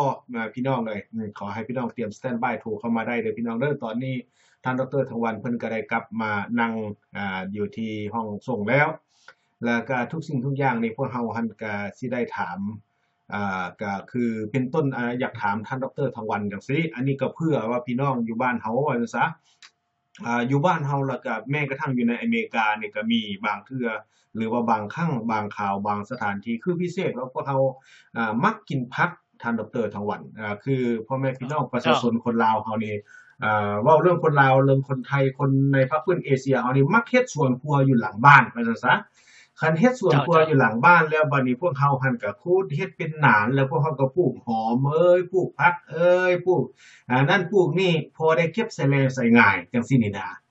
มานี่คันเฮาเก็บกินผักชนิดที่ว่าพวกเฮาหั่นบ่มีการฆ่า parasite หรือว่าบ่มีการปรับดินมาก่อนแล้วเฮากินผักกินมีหลังบ้านแบบนี้นี่พวกเฮาสิมีโอกาสได้พยาธิ parasite จากผักที่เฮาปลูกหลังบ้านหั่นบ่อันนี้นี่คำถามข้อที่1ข้อที่2แล้วพวกเฮาคันว่าเฮากินผักแบบนี้พวกเฮาสมควรจะไปกวดแบบใดบัดนี้เพื่อให้พวกเฮาหั่น make sure ว่าพวกเฮาหั่นบ่มี parasite เข้ามาอยู่ในsystem ของพวกเฮาอันนี้แปลว่า2ข้อนี้เพราะว่าเป็นเรื่องที่หรือว่าข้อที่3นี่พวกเฮาจะพอฮู้ได้แนวใดถ้าสมมุติว่า one of the parasite หรือว่าชนิดหนึ่งของ parasite ที่อยู่นำผักนำมีแถวนั้นเข้ามาอยู่ในระบบของพวกเฮาแล้วเฮาสิมีรู้สึกหรืออาการแนวใดหรือว่าเฮาจะไปบอกด็อกเตอร์ให้เพิ่นกวดเฮาแนวใดอันนี้ขอถามท่านด็อกเตอร์จังซี่ขอเชิญกันเลยเจ้าขอบใจดร.ริชาร์ดที่ถามมาเนาะ ความจริงแล้ว เรื่องปราศัยนี่ก็มันมาได้ทุกเวลาซะและปราศัยนี้ตามที่ข้าพเจ้าได้ศึกษาเรียนมานี้แล้วมันติดแปดมาจากแมงวันส่วนใหญ่มันจากแมงวันแล้วบัดนี้มันอันนั้นส่วนครัวนี่ทางนอกอยู่หลังบ้านหรือบ่หลังบ้านนี่ก็อันนั้นมันก็บ่เป็นปัญหาใหญ่ซะปัญหาอยู่บนว่าเวลาเราจะกินก็มันสะอาดบ่นี้สำคัญบ่นี้ว่าซะเพราะว่าคันมันบ่สะอาดมันก็มีพยาธิได้ว่าซะเวลาเราล้างก็เป็นเวลาเราล้างผักนี่ก็เขาก็ต้องล้างให้มันดีถึงแม้ว่าจะอยู่ประเทศที่3นะคืออยู่อเมริกาก็ยาวซะผักที่ไปซื้ออยู่ตลาดก็แม่นแต่ว่าเขาเจ้าคิดว่ามันสะอาดได้ก็เขาก็ต้องไปล้างตื่มพี่น้องซะเพราะบนแน่ว่ามันอาจจะมีพวกอันนาเคมีคือตัวอย่างว่าพวกอันนายาฆ่าเชื้อโรคบ่เราจะฆ่าแมงไหม้บ่สินะเพสติไซด์ก็หรือว่าเอ็กซิติไซด์ก็มันค้างคาอยู่ได้เราต้องล้างตลอดพี่น้องซะต้องล้างว่าบ่ล้างจะสุขึ้นเด้อมันต้องข้าพเจ้านี่บ่เชื่อมันซะนอกจากจะมันสิเขียนว่านี่ pre wash ready to eat ใส่ในกินได้ซะคัน pre wash ไม่ก็ว่ามันล้างมาแล้วมันซะนะคัน ready to eat ไม่ก็ว่ากินได้แล้วซะคันถ้ามันเขาจะบ่สะอาดเขาจะบ่กล้าเขียนบัดนั้นอยู่ประเทศที่3มันจะโดยเฉพาะอเมริกาซะเพราะเขาเจ้าเข่งขัดเรื่องนี้มันซะแต่ว่าคันเอาไปซื้อตามตลาดซื่อๆนี้รู้ว่าอยู่คือมากมายสิต้องล้างทุกเทื่อพี่น้องเด้อจะสุขึ้นว่าเข้าล้างมาแล้วจะสุขึ้นแม้แต่หัวแครอทนะเขาเจ้าต้องล้างแม้จนมันบ่มีดินติดมันซะแต่ข้าพเจ้าก็ยังบ่เชื่อว่าข้าพเจ้าก็ยังมาล้างตื่มก่อนจะกินนะครับวันนี้เราเฮ็ดส่วนครัวนี่ก็พี่น้องเฮ็ดก็ดีส่วนหลายคนลาวส่วนหลายก็มีส่วนครัวหมดอยู่หลังบ้านอยู่บ้านเฮานี่มีหมดแหละมันซะแต่อยู่อเมริกานี่บางบ่อนก็มีเพราะมันอยู่เขตอุดมแดงก็เฮ็ดได้คือแถวฟลอริดาบ่แถวแคลิฟอร์เนียสิแต่บ้านข้าพเจ้าเนี่ยก็เป็นยาวซะเดี๋ยวนี้มันบ่มีอะไรดีมีแต่สโนว์แต่บ่ได้นี่ปลูกบ่ได้แต่ว่าเวลายามร้อนว่าเขาจะมีคนลาวก็เฮ็ดอยู่ซะนะแต่อันนั้นมันบ่เป็นย้อนที่ว่าเฮาเป็นย้อนว่าเฮาเฮ็ดสวนครัวหลังบ้านแล้วจะมีปราศัยแล้วปราศัยบ่เป็นจังซั่น ปราศัยนี่มันติดแป้นมาจากแมงวันส่วนใหญ่ว่าซะแมงวันนั้นส่วนใหญ่มันจะไปจับกับของโซโคต่างๆที่เฮาบ่รู้จักมันซะแมงวันมันก็ไปหาสิ่งที่มันสกปรกนั่นแหละมันซะแล้วเมื่อเวลามันมาจับอาหารเฮาก็พี่น้องแล้วเฮาบ่ทันเฮ็ดนะคันเฮาเฮ็ดแล้วเฮาก็สุกินเฮาก็บ่กินตอนนั้นเฮาต้องเอาไปล้างไปเทหรือไปทิ่มวันนี้คันถ้าบ่เฮ็ดบ่หาอยู่วันเฮาบ่เฮ็ดนี่แหละว่าซะแล้วเอามากินนะเพราะว่าไข่ของพญาติกาฟ้านี่ก็ปราศัยนี่ก็มันน้อยๆมันเบิ่งด้วยตาเปล่าบ่เห็นเด้มันบ่เป็นหน่วยใหญ่คือเม็ดหินเม็ดทรายเด้บ่เห็นบ่ใหญ่ปานนั้นเด้เพราะว่าเพราะมันติดตามค่ายแมงวันหมาน่ะ พี่น้องกระบวนค่ายมันสิจับบ่ได้ค่ายวันนี้คันถ้าเฮาเอาตัวมามาซองกองซองมาก่อนค่ามันเป็นปุยอยู่เด้เป็นคนจำยาเลยซะมีคนจำยาอยู่แหละคนน้อๆนะแล้วมันเวลามันไปตอมกับส่งกระปกส่งกันข้องส่งกระปกโซ่ของมันก็ติดมานํเห็นบ่ติดมาแล้ววันนี้มันจับอาหารมาตอมอาหารเอามันก็ล่นไข่ติดซะหั่นบัดนี้นะเห็นบ่พี่น้องส่วนแล้วมันเป็นจังซี่แหละเรื่องการติดพญาปรสิตก็เจ้าท่านดรขอถามหน่อยนึงบัดนี้นี่เพื่ออนาคตบ้านเฮาเพราะว่าสมมุติว่าเฮาล้างพักล้างนี่คือท่านดรว่าให้ล้างเมื่อกี้นี่คันสมมุติว่าเฮาได้พักมาแล้วจะเป็นพักอยู่ในตลาดหรือว่าพักอยู่ในเรือนสวนครัวหลังบ้านหรือพักจากที่ใดก็อย่าพวกเฮาต้องมาล้างให้ดีซะก่อนเฮาสิรับประทานหรือว่าก่อนเฮาสิมากินแต่ว่าบัดนี้นี่หั่นน่ะท่านดรมีแนวใดแนะนำประชาชนอีกสมมุติว่าเฮาล้างนี่จำเป็นต้องล้างด้วยน้ำเกลือบ่หรือว่ามีแนวใดที่ว่าเพื่อว่าอันนั้นเพื่อจะได้แบบว่าให้มัน effective เรื่องการล้างจังซั่นน่ะสมมุติเฮาล้างด้วยน้ำเกลือนี่สิดีกว่าล้างน้ำธรรมดาบ่หรือว่าแนวใดอันน่ะเพื่อให้พี่น้องเฮาได้เรียนนำขอขอบใจท่านดรความจริงแล้วเรื่องล้างนี่ก็อันน่ะเอาจะล้างน้ำธรรมดาก็ได้แต่ว่าสำคัญว่าน้ำธราน้ำมันน้ำสะอาดบ่แม่นบ่จ้ะคันน้ำห้วยสิมันก็คือเก่าได้น้ำห้วยมันก็บ่แม่นแนวเป็นน้ำสะอาดเด้นะบ่วันนี้มันมีข้อมันมีอันวันนี้คันน้ำห้วยสิน้ำบึงสิมันบ่สะอาดเลยนะน้ำมันต้องเป็นน้ำไหลอยู่นี่พญาติมันก็บ่แผ่บ่ขยายตัวเด้น้ำได้บ่ไหลพญาติขยายตัวรถซะแล้วอีกอย่างนึงวันนี้คันท่าว่าความจริงแล้วคันถ้าว่าได้น้ำต้มแห้งดีแล้วอย่าบอกแล้วเป็นอีกนึงพี่น้องเข้าใจเด้ออยู่บ้านเฮานี่มันส่วนมากมันมีแสงแต่เป็นไร่มันร้อนบ่เขาเอาน้ำอ่างพี่น้องฉะนั้นก็ครึ่งอ่างบ่หรือว่าเต็มอ่างก็มาปาไว้แดดก็พี่น้องประมาณ1ชั่วโมงนี่ก็พญาจนนั้นมันตายหมดเด้พญานี่มันต้องแสงแต่เป็นบ่ได้คันถึงแสงแต่เป็นแล้วมันก็ตายอย่าบอกเห็นบ่อันนี้ก็สำคัญคันถ้าว่าเฮาได้น้ำบึงน้ำรองมาก็พี่น้องอย่าสุฟ้ามาล้างบ่เดียวเอามาสะอาดแล้วมาตากแดดซะก่อนบ่ตากแดดแล้วไปมาชั่วโมงนึงหรือ2ชั่วโมงนี้มันก็ตายได้พญานั่นน่ะมันตายเด้พญานี่ทึกแสงแต่เป็นก็ตายทึกออกซิเจนสุดๆก็ตายกูจริงแล้วพญานี่มันบ่ได้แข็งแรงพอเท่าไหร่ได้พี่น้องแต่ว่ามันแข็งแรงนั้นย้อนมันมีบ่อนอาศัยเห็นบ่คำในบ่อนอาศัยมันก็ตายโดนซะเพราะว่าอย่างการปัวแปลงพญาการปัวพญาก็บางอย่างเขาเจ้าก็ใช้เขาจะเอิ้นว่าไฮเปอร์เบริกนะเอาอันนั้นออกซิเจนสุดๆนี่ก็ไปใส่นะพี่น้องมันก็ตายพญาน่ะล้างด้วยน้ำเกลือนี่เด้ล้างด้วยน้ำเกลือนี่สิดีอยู่บ่คันสมมุติว่าคันว่ามีเกลือก็ดีน้ำเกลือก็ดีเพราะว่าพญานี่มันบ่ขยายตัวอยู่น้ำเกลือเด้คือน้ำทะเลนี่บุยพญาเด้เห็นบ่น้ำทะเลนี่บุยพญาพี่น้องคันมีก็มีแต่แนวอื่นที่ว่ามันบ่เป็นอันตรายปานใดว่าซะบ่เพราะว่าส่วนหลายเวลาเฮาอันนั้นพี่น้องสังเกตว่าเวลาเฮาอันน่ะเฮ็ดปลาแดกนี่ก็เอาเกลือใส่เด้เห็นบ่เค็มขนาดนั้นบ่เมื่อเวลามันเค็มก็พญาติบ่ขยายตัวคันพญาติคันว่าพญาติขยายตัวครับพี่น้องมันเน่าเห็นบ่น้ำมันก็เปื่อยไปหมดคือตัวอย่างเฮาเอาสัตว์ตายไปทิ้งปะไว้นอกมั้ยเห็นบ่เมื่อน้ำมันก็เคี่ยวแล้วก็มันก็เปื่อยไปเห็นบ่ย้อนว่ามันมีพญาติได้น่ะย้อนพญาติได้หั่นวันนี้คันถ้าแต่ว่าวันนี้คันปลานี่บ่ปลาบ่หรือว่าปลาแดกเนื้อบ่ปลาแดกเกลือปลาแดกปลาสิอันน่ะปลามันบ่เปื่อยเด้เพราะว่ามันน้ำเกลือมันไปพรีเซิร์ฟไว้นะมันคล้ายๆมันเก็บไว้มันซะบ่พญาติขยายตัวแล้วมันก็บ่เปื่อยมันก็บ่เน่าจ้ะวันนี้อันน่ะล้างด้วยน้ำเกลือก็ดีบ่ล้างด้วยอันน่ะน้ำสะอาดเรียกว่าซะล้างด้วยน้ำที่บ่มีเชื้อโรคว่าซะน้ำต้มก็ดีแล้วว่าซะโอเคเข้าใจคันถ้าบ่น้ำต้มก็คือว่าคือข้าพเจ้าว่ามันแหละให้เอาเสื้ออ่างแล้วไปตากแดดไว้อย่างน้อยที่สุดมันชั่วโมงนึงขึ้นเมื่อแล้วก็มาล้างพอตากแดดทำไมก็มันพญาติอยู่ในน้ำมันตายหมดเลยแต่ว่าอยู่อเมริกานี่ก็สิบ่ได้เพราะมันแดดบ่ร้อนปานใดว่าซะมันแต่บ้านเฮานี่สบายมากว่าซะบ้านเฮานี่แต่ที่ข้าพเจ้าก็บ่รู้จักนั่นน่ะวันนี้คันถ้าว่าเฮาอยู่อันน่ะอยู่บนที่ว่าน้ำมันบ่ไหลปานใดก็จะเป็นจังซั่นอยู่ไกลอยู่บึงบ่อยู่ห้วยอยู่ห้องบ่สิก็เอาน้ำมันอยู่ฟาร์มมากินเถือบ่มาแล้วก็มาตากแดดซะก่อน น้ำกินคือกันพี่น้องซะตากแดดซะก่อน ครับ ตากแล้วยังคงมาห้อยมาหายใส่อันกระตุกตามนั่งเห็นบ่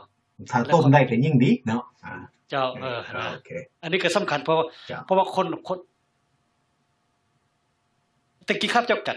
บ้านหมู่จะโอ้พอพญานี่ก็มันทึกแซงตะเวนมันตายอันน่ะทึกน้ำเกลือมันก็ตายเพราะว่าหรือว่าทึกน้ำอันน่ะเหล้าก็ตายเห็นบ่ยังว่าของฮอดก็ตายเจ้าเพราะว่าอันนี้นี่ก็เบิ่งมาเห็นอยู่ในอันนั้นน่ะในเลเวลของน้ำอยู่ในอเมริกานี่ที่เพิ่นใช้เป็นอุลตราไลท์หรือว่าเป็นไลท์ประเภทใดประเภทหนึ่งที่ว่าเพิ่นส่องเหยื่องใส่น้ำก่อนที่เพิ่นเองจะออกใส่ในบาร์โรหรือในขวดออกมาขายแจ้งว่าที่ท่านดร.เว้ามานี่จึงคิดสะดวกไปว่าโอ้ได้เห็นน้ำหลายยี่ห้อที่เพิ่นได้ใส่อุลตราไลท์เพื่อฆ่าเสื้ออยู่ในระบบน้ำจังซั่นน่ะเจ้าขอเข้าใจโอเคไม่ได้คือน้ำยมริกานี่ก็คือน้ำกวดนี่ก็คือน้ำกระตุกนี่ก็นี่อยู่จังซี่นะแต่แล้วก่อนจะมาหายสะกวดนี่ก็จะต้องเอาอันนะถ้ามันไล่ผ่านอันน่ะอุลตราไวโอเลตดิอุลตราไวโอเลตว่าซะบ่อุลตราไวโอเลตมันก็อันนี้มันแสงที่ว่ามันที่มันฆ่าเชื้อโรคว่าซะมันต้องผ่านซะก่อนเพราะเขาเจ้ากระบวนเนี่ยเพราะเขาเจ้าก็ย้ายแล้วพอมันมีกระตุกแล้วมันน้ำมันบ่ไหลดิถ้ามันมีเชื้อโรคนี่มันต้องขยายตัวได้นี่เห็นบ่ฉะนั้นเขาจะต้องอันน่ะก็จง make sure ว่าซะว่ามั่นใจว่ามันบ่มีพยาธิจักตัวนะค่อยมาใส่กระตุกนี่ได้ว่าซะพอใส่กระตุกแล้ววันนี้คำมันสะอาดมันก็สะอาดไปเลยแบบมันบ่มีเชื้อเลยเห็นบ่นะฉะนั้นก็น้ำแต่ละอย่างที่มันผ่านก่อนจะมาเข้ากระตุกนี่ก็มันต้องได้ผ่านแสงอันน่ะอุลตราไวโอเลตก่อนว่าซะพอยังพออุลตราไวโอเลตมันเป็นฆ่าเชื้อโรคเห็นบ่แล้ววันนี้อยู่ในแสงตะเวนนี่มันอุลตราไวโอเลตมันแห้งเลยเห็นบ่จ้ะนอกจากที่ว่ามันไปฆ่าเชื้อโรคก็พี่น้องคันถ้าเฮานี้อันน่ะถึงอุลตราไวโอเลตหลายน่ะพี่น้องอันน่ะนั่งเฮานี่ก็พี่น้องนั่งเฮาที่เป็นเซลล์น่ะเป็นเซลล์อยู่ในตำนั่งก็มันมีการเปลี่ยนแปลงได้มันเป็นมิวเทชันนะอาจจะเป็นแคนเซอร์ได้เห็นบ่ฉะนั้นก็อาจจะเป็นแคนเซอร์ได้เพราะนั่งเฮานี่มันขยายตัวเด้คือเขาจะว่ามันกลายกันนะตัวนี้ตายไปตัวนี้ขึ้นมาแทนตัวนี้ตายขึ้นมาแทนก็แล้วถ้ามันกลายกันผิดปุ๊บสิมันเป็นใหม่ไปได้บัดนี้อันนั้นมันอาจจะเป็นมันบัดนี้ก็แปลว่าอันน่ะตัวเซลล์ตัวบางนี่ก็มันอาจจะเป็นแคนเซอร์เซลล์บัดนี้นะเป็นอันน่ะจุลทรีย์มะเร็งเห็นบ่ฉะนั้นก็อยู่อเมริกานี่รวมประเทศที่ว่าเขาเจ้าคนมักตากแดดก็เขาจะต้องใส่โลชั่นใส่อันน่ะน้ำโลชั่นที่มันอันน่ะเขาชื่อว่า ultraviolet protection นะ UV protection เห็นบ่เขาจะสิเขียนอยู่ก่อนว่า UV protection ก่อนพี่น้องป้องกันบ่ให้อันน่ะแสง UV นี่มันไปถึงร่างกายเราหลายว่าซะพอไปถึงร่างกายหลายมันสิไปเฮ็ดให้อันน่ะการกลายของอันน่ะเซลล์นี่ก็จุลทรีย์นี่ก็มันเปลี่ยนไปนะมันสิเป็น mutation มันซะแล้วมันก็จะเป็นแคนเซอร์ได้ก็เป็นอันน่ะเป็นมะเร็งผิวหนังว่าซะนะอันนั้นจริงเลยพี่น้องถ้าพี่น้องเจอเลยว่าคันถ้าว่าเฮาอยู่บ้านนั่นก็แสงตะเวนนี่มันมี UV มันมีอุลตราไวโอเลตว่าซะมันฆ่าเชื้อโรคได้เอาไปตากแดดให้ประชั่วโมงนึงมันก็ตายแล้วพยาธิว่าซะอันนี้ก็เพื่ออนามัยเฮาว่าซะพี่น้องโดยเฉพาะน้ำที่กินน้ำที่เฮาจะกินหั่นว่าซะแล้วก็น้ำที่บ่คงกินซะน้ำล้างน้ำอาบน้ำซักก็บ่จำเป็นดอกบ่แต่ว่าน้ำสิกินน้ำสิโคกินน้ำล้างผักนี่คนให้มันเป็นน้ำสะอาดวันนี้ข้าพเจ้าจะมาเว้าอีกตึงบัดนี้เมื่อเวลาไปฮอตเมื่อเวลาอาหารนี่มันผ่านไปฮอตอันนั้นลำไส้ใหญ่แล้ววันนี้มันก็ถ่ายเทออกไปบัดนี้คนเฮาก็ส่วนบางคนนั้นก็เวลาอายุหลายแล้วพยาธิที่ว่าอยู่ในอันน่ะลำไส้ใหญ่นี่ก็ภาษาอังกฤษว่าโคลอนนี่ก็ว่ามันอาจจะมีการเปลี่ยนแปลงได้พี่น้องบางคนอาจจะมีโพลิปนี่มันก็เป็นแม่นอันน่ะคล้ายๆคือมันเป็นเนื้องอกอยู่ในลำไส้ใหญ่มันออกมานะฉะนั้นก็เวลาเฮาอายุ50ปีขึ้นมาพี่น้องหรือ55ปีขึ้นมาก็เฮาควรเฮ็ดอันน่ะภาษาอังกฤษว่า colonoscopy กับมาจากว่า colon นั่นแหละว่าซะ scopy แปลว่าเบิ่งคล้ายๆกับว่าเขาเจ้าสิเอาท่ออันน่ะท่อซอกเบิ่งหั่นนะข้อโทรเข้ามาทางอันน่ะทวารหนักนี้แล้วเขาเจ้าสิเบิ่งไปตามผนังต่างๆของอันน่ะลำไส้ใหญ่นี้ว่าซะเพื่อย้านว่ามันสิมีเนื้องอกขึ้นมาอย่างอื่นก่อนพี่น้องวันนี้ข้าพเจ้าก็เฮ็ดแล้วว่าซะข้าจะเฮ็ดปีกายนี่ข้าพเจ้าก็ตั้งแต่ ตั้งแต่มาอเมริกาได้บ่เคยจักเทื่อนะวันนี้ไปหาดรเทเลก็จะว่าโอ้เจ้าคนเฮ็ดได้ว่าซั่นเพราะว่าอันน่ะคนเป็นอันน่ะอันเป็นมะเร็งอันน่ะท่อลำไส้อย่างนี้ย้อนส่วนนั้นย้อนอาหารการกินมื้อนี้เมื่อเวลาจะออกจากบ้านจะมานี่จะมากินอาหารมานี่มันอาหารที่มันบ่เคยหากายจะบ่เคยใช้บ่เคยกินมาแต่ก่อนมันซะตะกี้เฮาก็อยู่บ้านเฮาก็เป็นครึ่งปีครึ่งชีวิตเด้กันซะบัดนี้มากินอาหารอยู่ประเทศตะวันตกที่มันอาจจะมีการเปลี่ยนแปลงเพิ่นว่านะอาจจะมีการมิวเทชันของอันน่ะเซลล์อยู่ในอันน่ะลำไส้ใหญ่ตัวนี้จะต้องคนเฮ็ดโคโนสโคปีครับเจ้าก็ไปเฮ็ดอันน่ะปีกายได้เฮ็ดไปเฮ็ดแล้วเดือนออกโทเบอร์อันนี้พี่น้องเฮาทั้งหลายโดยเฉพาะอยู่ประเทศที่เจริญนี่ก็คนเฮ็ดเด้ออยู่บางหลังก็คนด้วยกันว่าสักคันเฮ็ดได้ก็ดีเพื่อสิป้องกันว่าคันถ้าเฮานี่มีอันนี้ผิดปกตินะอยู่ในลำไส้ใหญ่นี่ก็พี่น้องเฮาก็สิได้ปัวแปลงทันเวลามันซะว่าวันนี้คันถ้าว่าคือตัวอย่างเขาเป็นมะเร็งซะเขาเป็นมะเร็งอยู่ในอันกับอยู่ในลำไส้ใหญ่นี่ก็ส่วนหลายมันสิบ่รู้สึกตัวบ่มีอาการเจ็บมะเร็งนี่บ่มีอาการเจ็บได้พี่น้องแต่มันจะมีอาการอย่างอื่นที่เฮาอาจจะพอสงสัยนะ1เฮาอาจจะมีอาการอันน่ะคือว่าไปถ่ายบ่สะดวกนี่เห็นบ่ตัวอย่างซะนะเฮาอาจจะเป็นภาษาอังกฤษว่า constipation นะอันน่ะภาษาลาวก็เป็น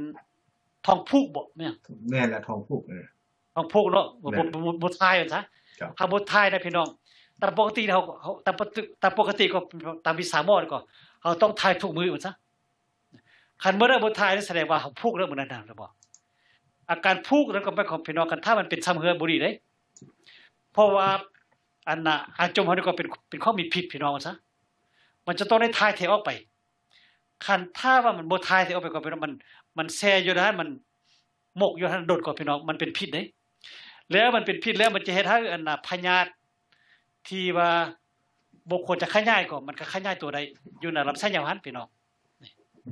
ฉะนั้นก็ดอกเตอร์ก็เลยบอกว่าแม่นไผก็ยาที่ว่าอยู่อันน่ะอยู่ประเทศที่เจริญว่าซั่นคืออยู่ประเทศตะวันตกนี่ก็อายุ55ปีขึ้นเมื่อควรเฮ็ดโคโลโนสโคปีว่าซะดร.ริชาร์ดไปเฮ็ดแล้วบ่ได้เฮ็ดสิบ่ได้นี่ยังบ่ทันได้เฮ็ดเทื่อเห็นบ่บัดนี้คันถ้าเฮาไปกวดแล้วคันถ้าว่าเฮานี่ปกติว่าซั่นพี่น้อง10ปีต่อไปจังค่อยเฮ็ดนะบัดนี้ข้าพเจ้าไปกวดที่แล้วนี้ดร.ก็ว่าข้าพเจ้านี่บ่เป็นหยังแต่ว่ามันมีอันน่ะคล้ายๆกับมันมีโพลิปน้อยๆเขาเจ้าว่านะโพลิปนี่หมายความมันเป็นลักษณะแบบว่าคือกับคืออันน่ะเต้านมงัวน่ะพี่น้องซะมันเกิดขึ้นมาจนตามผนังอันน่ะของอันน่ะลำไส้ใหญ่นะพี่น้องเคยเห็นต้นนมงัวเห็นว่ามันเป็นปลอดขึ้นมาน้อยสิก็มันติดอยู่หั่นนะอันนั้นก็เป็นโพลิปภาษาอังกฤษว่าโพลิปนี่ก็คันถ้าว่าคันมันมีพี่น้องแล้วเฮาควรเอาออกมันซะขนาดบ่ออกนี่หมายความโอกาสมันจะเป็นอันน่ะเป็นแคนเซอร์ก็เป็นอันน่ะเป็นมะเร็งก็มีหลายเด้แล้วส่วนหลายแล้วมาเหงที่ว่า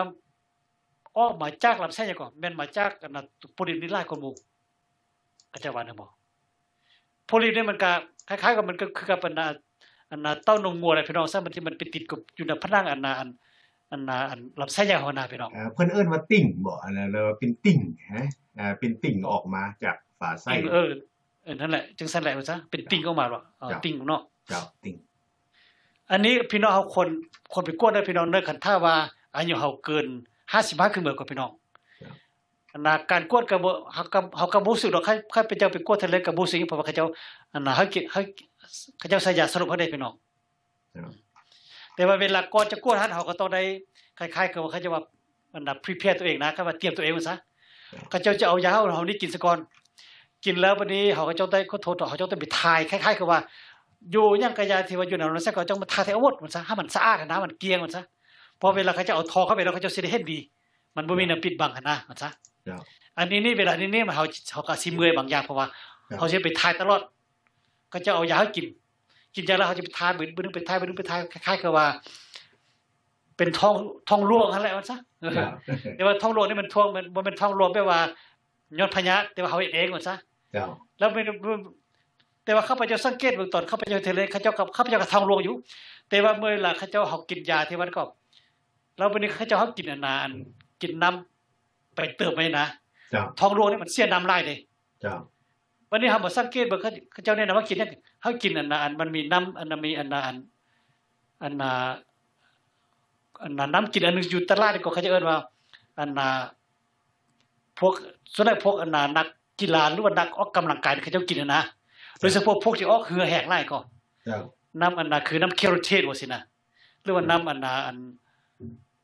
หยังเขาจะเอิ้นว่าอันวิตามินดริงก์สินะ เจ้า จักซั่นบัดเขาจะมาอ่านเบิ่งแล้วก็มันเป็นอิเล็กโทรไลต์อยู่หั่นมันมีอิเล็กโทรไลต์คือมีโซเดียมมีโพแทสเซียมแล้วก็มีอันน่ะธาตุน้ำตาล เจ้า มันข้าพเจ้าก็มากินแล้วเขาจะโอ้สปอร์ตมันบ่เมื่อยเพราะหยังเพราะว่าแม่นอยู่เฮาทายเฮาเอาท้องมันลวงไปแต่ว่าเฮาก็กินเพิ่มไปไว้ซะคล้ายๆมันเฮากินแทนไว้นะมันซะเฮาดื่มน้ำที่ว่ามันเสียไปแทนไว้นะ เจ้า อาการเฮาก็บ่เมื่อยนะพี่น้อง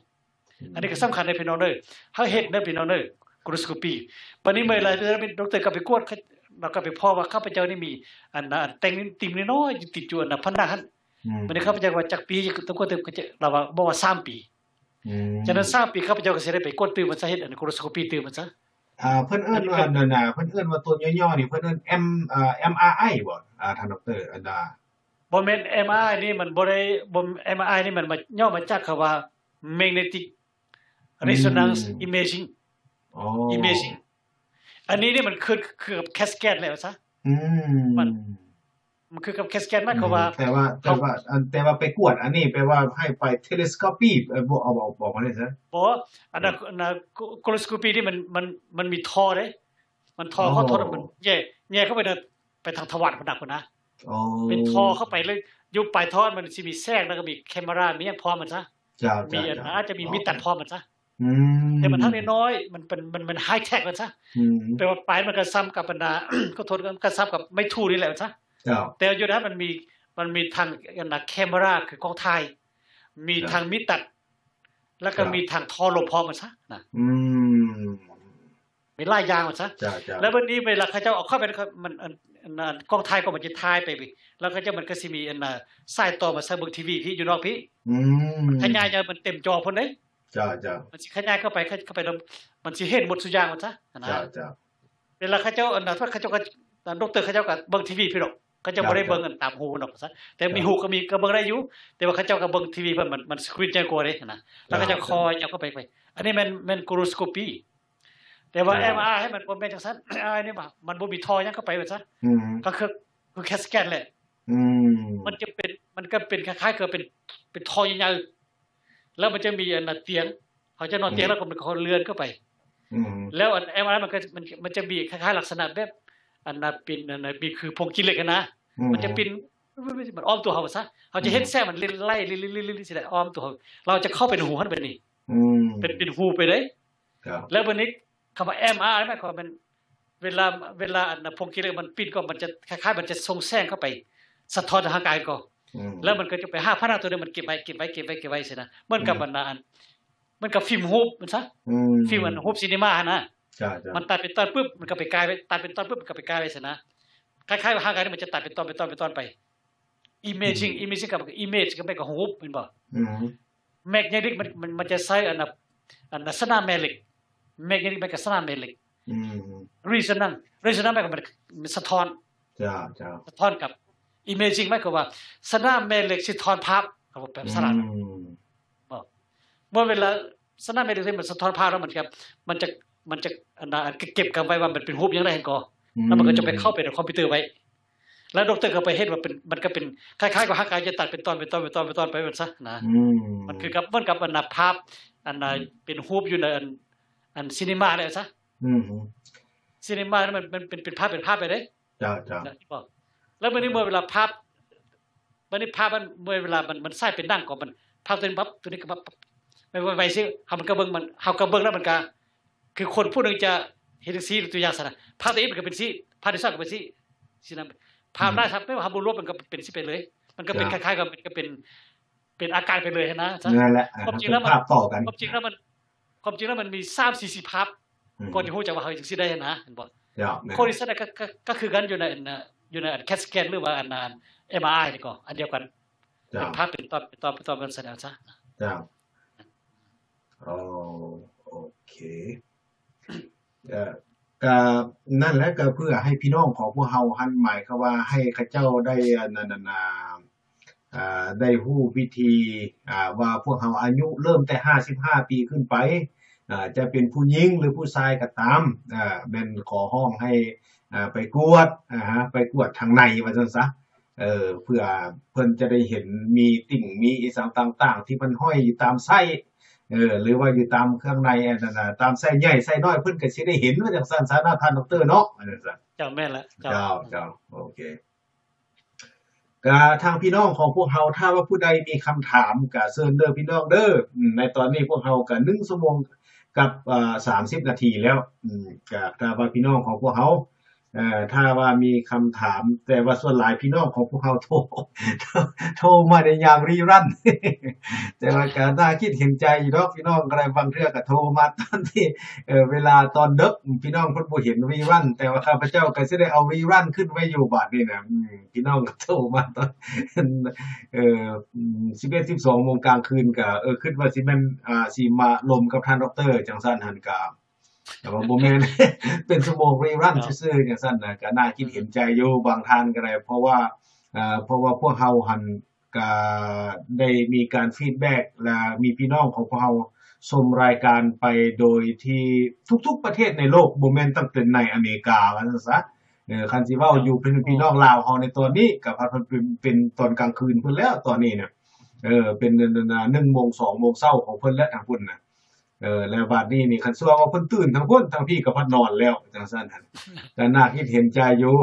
แต่ถึงใดๆก็ตามพี่น้องเอ้ยถ้าหากว่าคันพี่น้องหั่นสนใจมื้อนี้นี่บ่แม่นว่าโอ้มื้อนี้เพิ่นเองบ่ได้เว้าเรื่องเบาหวานแล้วเพิ่นบ่ได้เว้าเรื่องความดันแล้วก็สิบ่กล้าถามบ่แม่นเด้อพี่น้องคันสนใจเรื่องใดเพราะว่าเพิ่นได้เว้ามานี้ก็มีเรื่องเบาหวานแด่เว้าเรื่องความดันแด่มื้อนี้ก็มาเว้าเรื่องอ่ระบบอันนั้นน่ะdigest system ที่การระบบย่อยอาหารของร่างกายของพวกเฮาพี่น้องเอ้ยเพราะว่ามื้อต่อไปพุ่นยันแม่นทิศหน้าทิศใดนี่สิได้ให้เพิ่นหั่นอธิบายเกี่ยวกับเรื่องโรคอยู่ในปากว่าซั่นซะเพราะว่าอยู่ในปากอยู่ในดังอยู่ในคอแล้วก็ต่อมามันอยู่ในสมองนี่บ่แม่นธรรมดาอยู่ในระบบนี้นี่ก็โอ้บ่แม่นของง่ายเด้อพี่น้องเด้อทั้งหูทั้งตาทั้งดังทั้งลิ้นสมองดังนั้นหั่นก็ก็บ่มีรสชาติที่อันนั้นน่ะงานคันบางอันหั่นมีรสแล้วเพิ่นบ่มีกลิ่นจังซี่ถ้าว่าแถวอยู่ในหัวเฮานี่มีปัญหาอยู่ในระบบนี้นี่ก็หนักพอสมควรเด้พี่น้องเอ้ยแต่มื้อนี้นี่พวกเฮาไประบบทางท้องพี่น้องท่านดร.ทองวันเพิ่นก็ได้อธิบายเรื่องท้องเรื่องพยาธิพะเยานั่นล่ะเพราะว่าพยาธิอันนั้นน่ะที่อยู่ในท้องนั่นบัดนี้นี่คันอันนั้นถามท่านดร.ว่าคันสมมุติว่าผู้ที่ก็ตั้งแต่ได้หลายฟ้าลาปีมาแล้วอันนี้นี่เฮาสิไปบอกดร.ให้เพิ่นหั้นพอสมควรกวดเฮาได้บ่เกี่ยวกับเรื่องพยาธิสมมุติว่าเฮาเคยมักกินอันนั้นของดิบแด่บางเทื่อพัดกุ้งดิบแด่พัดลาบปลาดิบแด่จังซั่นบางครั้งบางทีพัดโดนๆเคยได้กินอันนั้นลาบดิบแด่ก้อยดิบแด่จังซี่นี่นะพวกเฮาหั้นสิแนะนำพ่อแม่พี่น้องประชาชนแนวใดท่านดร.ว่าซั่น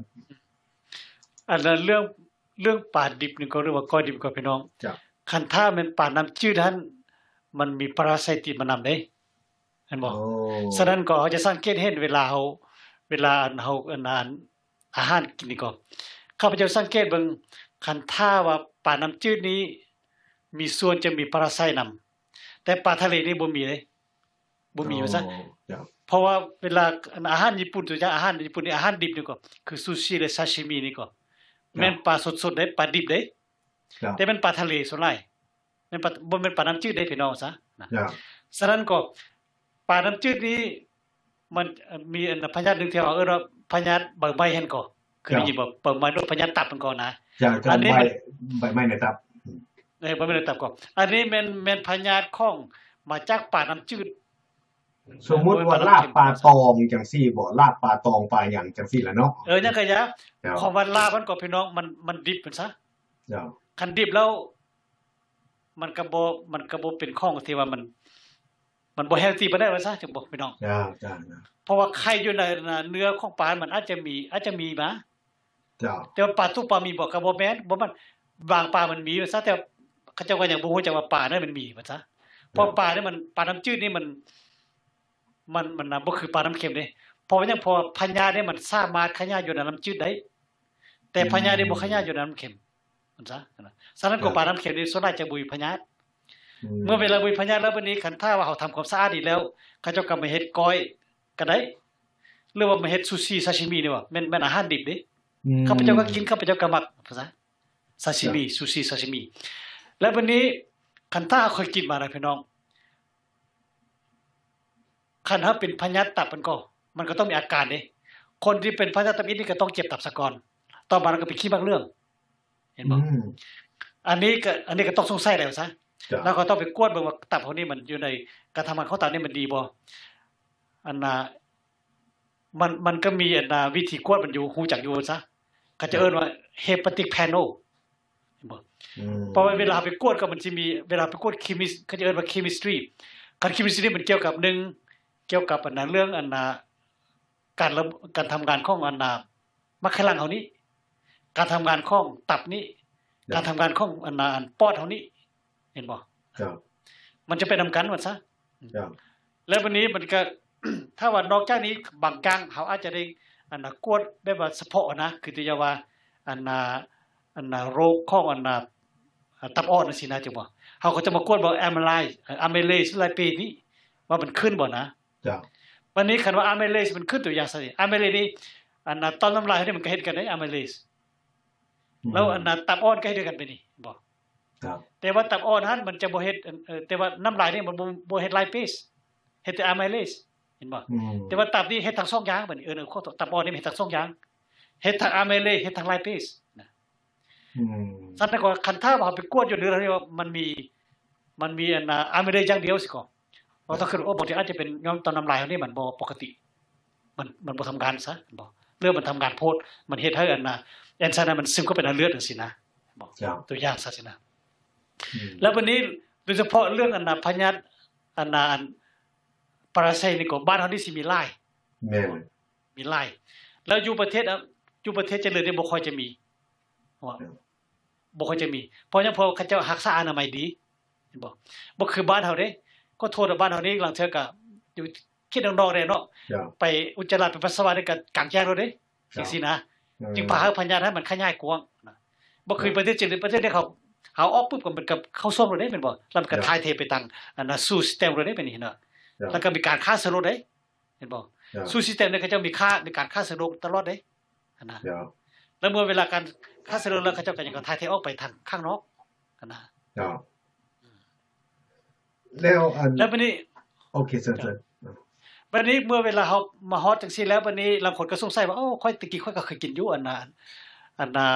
ลาบดิบหรือว่าก้อยดิบปลาดิบก้อยปลาดิบสิมาประเทศที่3แล้วคือสงสัยว่าตัวเองจะมีปรสิตบ่หรือบ่มีก็พี่น้องว่าจังซี่นะเฮาจะไปกลัวจังได๋สุดอย่างซั่นน่ะบ่อันนี้ความจริงแล้วคันถ้าว่ามันบ่มีอาการหยังก็พี่น้องเฮาก็บ่มี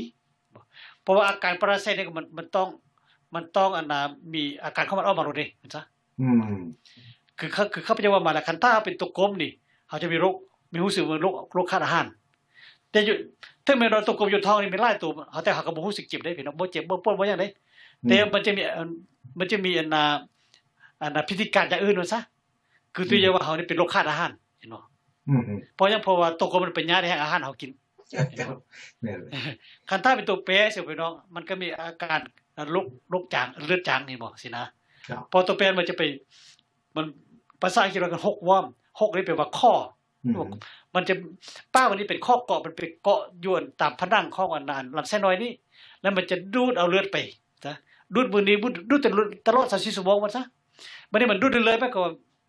อันน่ะธาตุเหล็กที่อยู่ในเลือดของมันก็ค่อยอันน่ะหลุดไปเด้มันน้อยไปว่าซะเมื่อเวลาธาตุเลือดอันน่ะธาตุเหล็กอยู่ในเลือดนี่มันน้อยลงไปเลือดอันร่างกายเฮานี่มันต้องการธาตุเหล็กมาเฮ็ดเลือดเด้เมื่อเวลามันบ่มีธาตุเหล็กมันก็เฮ็ดเลือดน้อยลงเมื่อเวลาเม็ดเลือดแดงนี่มันน้อยลงเขาก็เป็นอะนีมิกเขาก็เป็นอันน่ะโรคขาดเป็นโรคอันน่ะเลือดจางซะโรคเลือดจางนะมันมีอาการจังซี่พี่น้องมันซะบ่แม่นว่ามันจะอันน่ะย้อนมาจากเขามีปรสิตบ่แม่นดอกเฮาฮู้จักด้วยอาการอย่างอื่นนั่นน่ะว่าซะอ๋อแล้วอันนั้นน่ะคันสมมุติว่า คันว่าผู้ที่เป็นอันนี้นี่แปลว่าผลออกก็คือว่าแบบว่าอาจจะเป็นการขาดเลือดบ่หรือว่าขาดอาหารบ่จังซั่นหั่นแปลว่ามีผลแปลว่าสงสัยว่าอาจจะมีอันนั้นน่ะมีตัวพยาธิเข้ามาแย่งอาหารอยู่ในไส้ของพวกเราแล้วในตอนนั้นน่ะเนาะเพื่อให้ประชาชนพวกเพิ่นหันสบายใจขึ้นแล้วเพราะอย่างเพราะว่าอันนี้นี่พี่น้องลาวเฮานี่ก็ทางลาวทางไทยทางเวียดนามทางกัมพูชีทางเอเชียตะวันออกเฉียงใต้ของพวกเฮาว่าจั่งซะก็หลายคนนั่นแหละก็อาจสิเป็นห่วงว่ายังสงสัยอยู่บ่มันสิมีแม่ท้องคือบ้านเก่าเมืองหลังบ่น้อจังซั่นนะคนส่วนหลายเขาเจ้าก็เลยคิดจังซั่นก็เลยว่าโอ้แปลว่ามันโชว์ออกอยู่ตามหุ้นเนาะท่านดอกเตอร์เนาะเจ้าแม่นแหละอ๋อโอเคคันถ้ามีก็พี่น้องเขาไปกวดอันอุจจาระนี่ก็เขาจะเห็นไข่มันว่าซะมันมีไข่ของมันเด้คันให้มีไข่แล้วก็แสดงว่าเขามีแหละว่าซะอ๋อแล้วก็ดอกเตอร์ก็สิเอายากินแล้วก็ฆ่ามันออกไปแล้วกันแล้วอยากถามดอกเตอร์อีกความนึงคันสมมุติว่าเรื่องการสงสัย Parasite นี่เวลาดอกเตอร์เพิ่นเอาเลือดไปกวดจังซี่นี่เพิ่นจะอัตโนมัติกวดทาง Parasite นำบ่หรือว่าต้อง special check ให้เพิ่นrequest เพิ่นจึงกวดจึงเห็นเกี่ยวกับ Parasite ครับเรื่อง Parasite นี่ก็มันมี2วิธีคันถ้ากวดเลือดธรรมดานี้เฮาก็อาจจะเห็นมันมีพอเม็ดเลือดขาวนี่มันมีหลายอย่างเด้มันมีเลือดมันมี 4-5 ชนิดมันซะภาษาอังกฤษเรียกว่า neutrophil basophil lymphocyte monocyte แล้วก็ eosinophil ผู้ใดที่มี parasite ก็ตัวกลุ่มตัวนี้ก็ eosinophil มันจะหลายกว่าปกติมันซะอ๋อหรือว่าคนใดที่เป็น allergy เห็นก็ตัว eosinophil นี่มันจะหลายกว่าหมู่คันบ่เวลาดอกเตอร์เฮ็ดนั่นน่ะการกู้เลือดก็ปุ๊บโอ้สงสัยผู้นี้คันถ้าเราบ่มี allergy นี่สงสัยเรามี parasite แล้วนี่มันจะบ่แล้วเราจะได้เราจะส่งให้เขานี่ไปกวดปัสสาวะอุจจาระบัดนั้นน่ะอ๋อมันก็มีวิธีซอกฆ่าอยู่ซะจ้ะเพราะว่าอันเลือดเฮาอันนั้นเม็ดเลือดเฮา5อย่างนี่ก็5อย่าง5ชนิดนี่ก็แต่ละอย่างนี่มันก็มีหน้าที่เฉพาะของมันเด้จ้ะคือพวกอันเลมโฟไซต์ตัวเฉพาะเลมโฟไซต์นี่คันถ้ามันมีหลายปกติก็เราก็ต้องสงสัยว่าโอ้สงสัยอาจจะเป็นอันเป็นมะเร็งเลือดเป็นมะเร็งเลือดนะ pre มันซะ pre condition pre cancerous condition นะเพราะว่าส่วนหลายละ 90% หรือว่า 95% ก็คนที่เป็นมะเร็งเลือดนี่ก็เรียกลูคีเมียเนี่ยนะส่วนหลายมันจะมาจากเลมโฟไซต์จังซี่นะเห็นบ่เพราะแต่ละอย่างที่เป็นมีเลือดขาวนี่ก็มันมีหน้าที่เฉพาะของเขามันซะนะจ้ะแล้วeosinophil นี่คือข้าพเจ้าว่ามันนี่ก็มันก็ฮู้หามันก็ต่างหมู่เด้ดอกเตอร์เขาจะฮู้จักเขาจะเบิ่งเขาจะฮู้จักโอ้อันนี้เป็น lymphocyte อันนี้เป็น neutrophil อันนี้ basophil เขาจะฮู้จักว่าซะแล้วคันถ้าว่าตัวนี้มันหลายกว่าหมู่สิโอ้เขาจะก็สงสัยนะเพราะแต่ปกติมันก็แต่ละอย่างมันปริมาณของมันเองว่าซะคือที่ว่า neutrophil สิมันจะมีหลายกว่าหมู่ประมาณ 60-70% นี่แล้วถัดมาแล้วก็สิแม่นอันlymphocyte นี่ประมาณ3หรือ20%แล้วพวกเลือดนี่ก็เป็นละอันก็มี 1% 2% 3% สินะส้มกันทั้งหมดก็เป็น 100% จ้ะแต่คันถ้าว่าในโฟไซต์นี้มันมี 40% ที่โหสงสัยแล้วได้บัดนี้ธรรมดามันบ่ฮอดปานนั้นจังซี่นะเข้าซะจ้ะหรือว่าเอลซูริเฟียนี่มันมีฮอด 2% สิธรรมดามันมี 0.1% 0.1% จังซี่นะมันมี 2-3% สงสัยโอ้จะเป็นอ l ลเลอร์จีจังดรจิถามนะเข้าซะเพราะว่าถ้าตัวนี้มันหลายขึ้นนี่คนบ่จะต้องเป็นอ l ลเลอร์จีอย่างใดอย่างหนึ่งหรือว่ามีพาราไซต์มีอันเสื้อกาฟากอยู่ในร่างกายศาสนามันมีวิธีซ่อให้มันอยู่จ้าโอเคอันนี้นี่เพื่อให้พี่น้องของพวกเฮาผู้ชมผู้อยู่ทางบ้านว่าซั่นซะเพราะว่าเฮาเว้าเรื่องรายการแบบนี้เพราะว่าพี่น้องของพวกเฮาก็บางท่านก็มักกินดิบได้กินแดงก็เลยสงสัยคันสงสัยแล้วก็มีคำถามแหละแต่ว่าถึงใดๆก็ตามคือดังท่านที่ดอกเตอร์เพิ่นได้เว้าไปนี้เพราะว่าบางท่านอยากถามว่าถ้าว่าไปกวดเลือดแล้วนี่โอ้ยดอกเตอร์เพิ่นสิบ่ฮู้ได้บ่ว่าจังซั่นมีตั้งแต่ท่านผู้ชมที่เคารพดอกเตอร์เพิ่นถ้าหากว่ามีการเม็ดเลือดอยู่ในของเลือดของพวกเฮาถ้ามีการขาดหายหรือการมีการเพิ่มขึ้นประการใดลดประการใดหั่นแม่นเพิ่นสงสัยแล้วเพิ่นจะไปกวดอีกเทื่อนึงโดยเฉพาะเจาะจงไปยังพาราไซต์ที่สิ่งที่เพิ่นสงสัยจังซั่นท่านผู้ชม บ่แม่นว่าอันนั้นเพิ่นจะฮู้ได้ทันทีพี่น้องเอ้ยอันนี้แม่นท่านดอกเตอร์ทองวันเพิ่นเว้าไว้จังซี่ว่ามันจะโชว์ออกอยู่ในเม็ดเลือดพุ่นมัน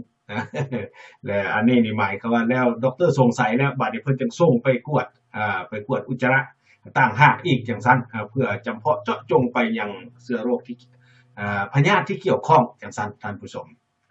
โอเคก็ท่านผู้ชมเฮามีอะไรเพิ่มเติมเนาะในตอนนี้เนาะเป็นอะไรเด้พี่น้องของพวกเฮายังเงียบๆอยู่จังซั่นก็อันจังซั่นก็เชิญนั่นทางท่านดอกเตอร์อธิบายเพิ่มเติมอีกจักประมาณจัก10นาทีนั่นเจ้าความจริงแล้ววันนี้อาหารดิบดีกว่าพี่น้องคันอยู่บ้านเฮานี่มันบ่ปลอดภัยซะข้าพเจ้าอยากให้แนะนำให้พี่น้องคันว่าเฮ็ดซ่าบ่เฮ็ดลาบจังก็เฮ็ดให้มันสุกซะบ่คันสุกแล้วเฮาก็แน่ใจว่าซะมันบ่มีหยังมาแอบแฝงว่าซะเดี๋ยวที่มันบ่ดีนะมันจะมาแอบแฝงเข้ามาซะบ่ถ้ามันสุกแล้วก็สบายบ่แม้แต่ที่ว่าเฮาอยู่ประเทศที่เจริญแล้วซะฮู้สึกได้ว่าอาหารนี่มันสะอาดดีแต่ข้าพเจ้าก็หลีกเว้นการกินดิบเด้นอกจากที่ว่าไปกินอยู่ร้านแล้วสิว่าเขาเจ้าเฮ็ดแบบมาตรฐานซะคือว่าอาหารญี่ปุ่นบ่สิข้าพเจ้านี่มักอาหารทะเลซะแล้วซูชิซามินี่ข้าพเจ้าก็มักซะ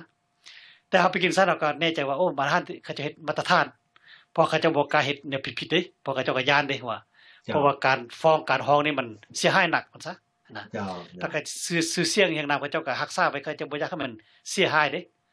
จังซั่นแปลว่าโอกาสเฮาจะติดพยาธิมันก็มีน้อยว่าซะแต่ว่าคันท้าอยู่บ้านเฮานี้ข้าพเจ้าอยากให้พี่น้องอย่าสุกินในของดิบนั่นซะลิกเว้นซะคันถ้าเฮ็ดลาบก็ไปคั่วไปจืดซะก่อนว่าซะให้มันสุกนะว่าแต่กี้เฮาบ่ฮู้จักเฮาก็เฮ็ดประมาทไปซะแต่บ่ฮู้จักแล้วก็รักษาเด้เพื่อเฮาจะสิมีอันสุขภาพอันแข็งแรงบ่จะบ่เป็นนั่นแหละมันซะจังบอกว่าคันเป็นแล้วมันยากเด้เจ้าเพราะว่าป้องกันไว้ก่อนที่โรคจะมาเยี่ยมยามพวกเฮาว่าซั่นซะเจ้าเพราะว่าบัดนี้นี่คันว่าพี่น้องอยู่บ้านเฮานี่เพราะว่าคันว่าพี่น้องลาวเฮาอยู่ทางอเมริกานี่ก็ยังไข้ได้น้อยนึงแต่ว่าทางพี่น้องอยู่บ้านเฮาโอ้จักสิว่าใดๆนี่แหละคันไปให้ไปนาก็พักเพิ่นก็เก็บเอาอยู่แคมห้วยแคมห้องจักว่าสิทันได้ล้างหรือบ่ก็เฮ็ดใดๆก็น่าคิดเห็นใจอยู่คันสิเอาน้ำมาล้างก็จักสิเอาน้ำมาล้างอยู่ไสก็คือดังที่ท่านดอกเตอร์เว้าไปเมื่อกี้นี่แหละก็ได้บทเรียนเพิ่มเติมอีกคันได้น้ำมาแล้วแทนที่เฮาสิเอามาล้างบาดเดียวบ่เฮามาใส่หรือไปใส่แอ่งใส่หม้อให้สังตากแดดไว้ประมาณจัก1ชั่วโมงแล้วก็เอาเข้ามาห่มแล้วพวกเฮาจึงค่อยล้างก็มีการฆ่าเชื้อโรคเช่นเดียวกันอันนี้นี่ก็เป็นบทเรียนเพิ่มเติมอีกก็น่าคิดเห็นใจพวกอันนั้นพอให้ชาวนาบ้านเมืองเฮามันทุกข์เด้ก่อนว่าขนาดว่าได้ห่อเข้าไปนานี่ก็ว่าก็ถือว่าหลายเติบแล้วแต่ว่าเฮาสิอาหารการกินให้ไปซอกเอาทางหน้านั่นแหละเช่นอะไรอันนี้นี่เฮาก็คิดเห็นประชาชนพวกเฮาอยู่ก็จังว่า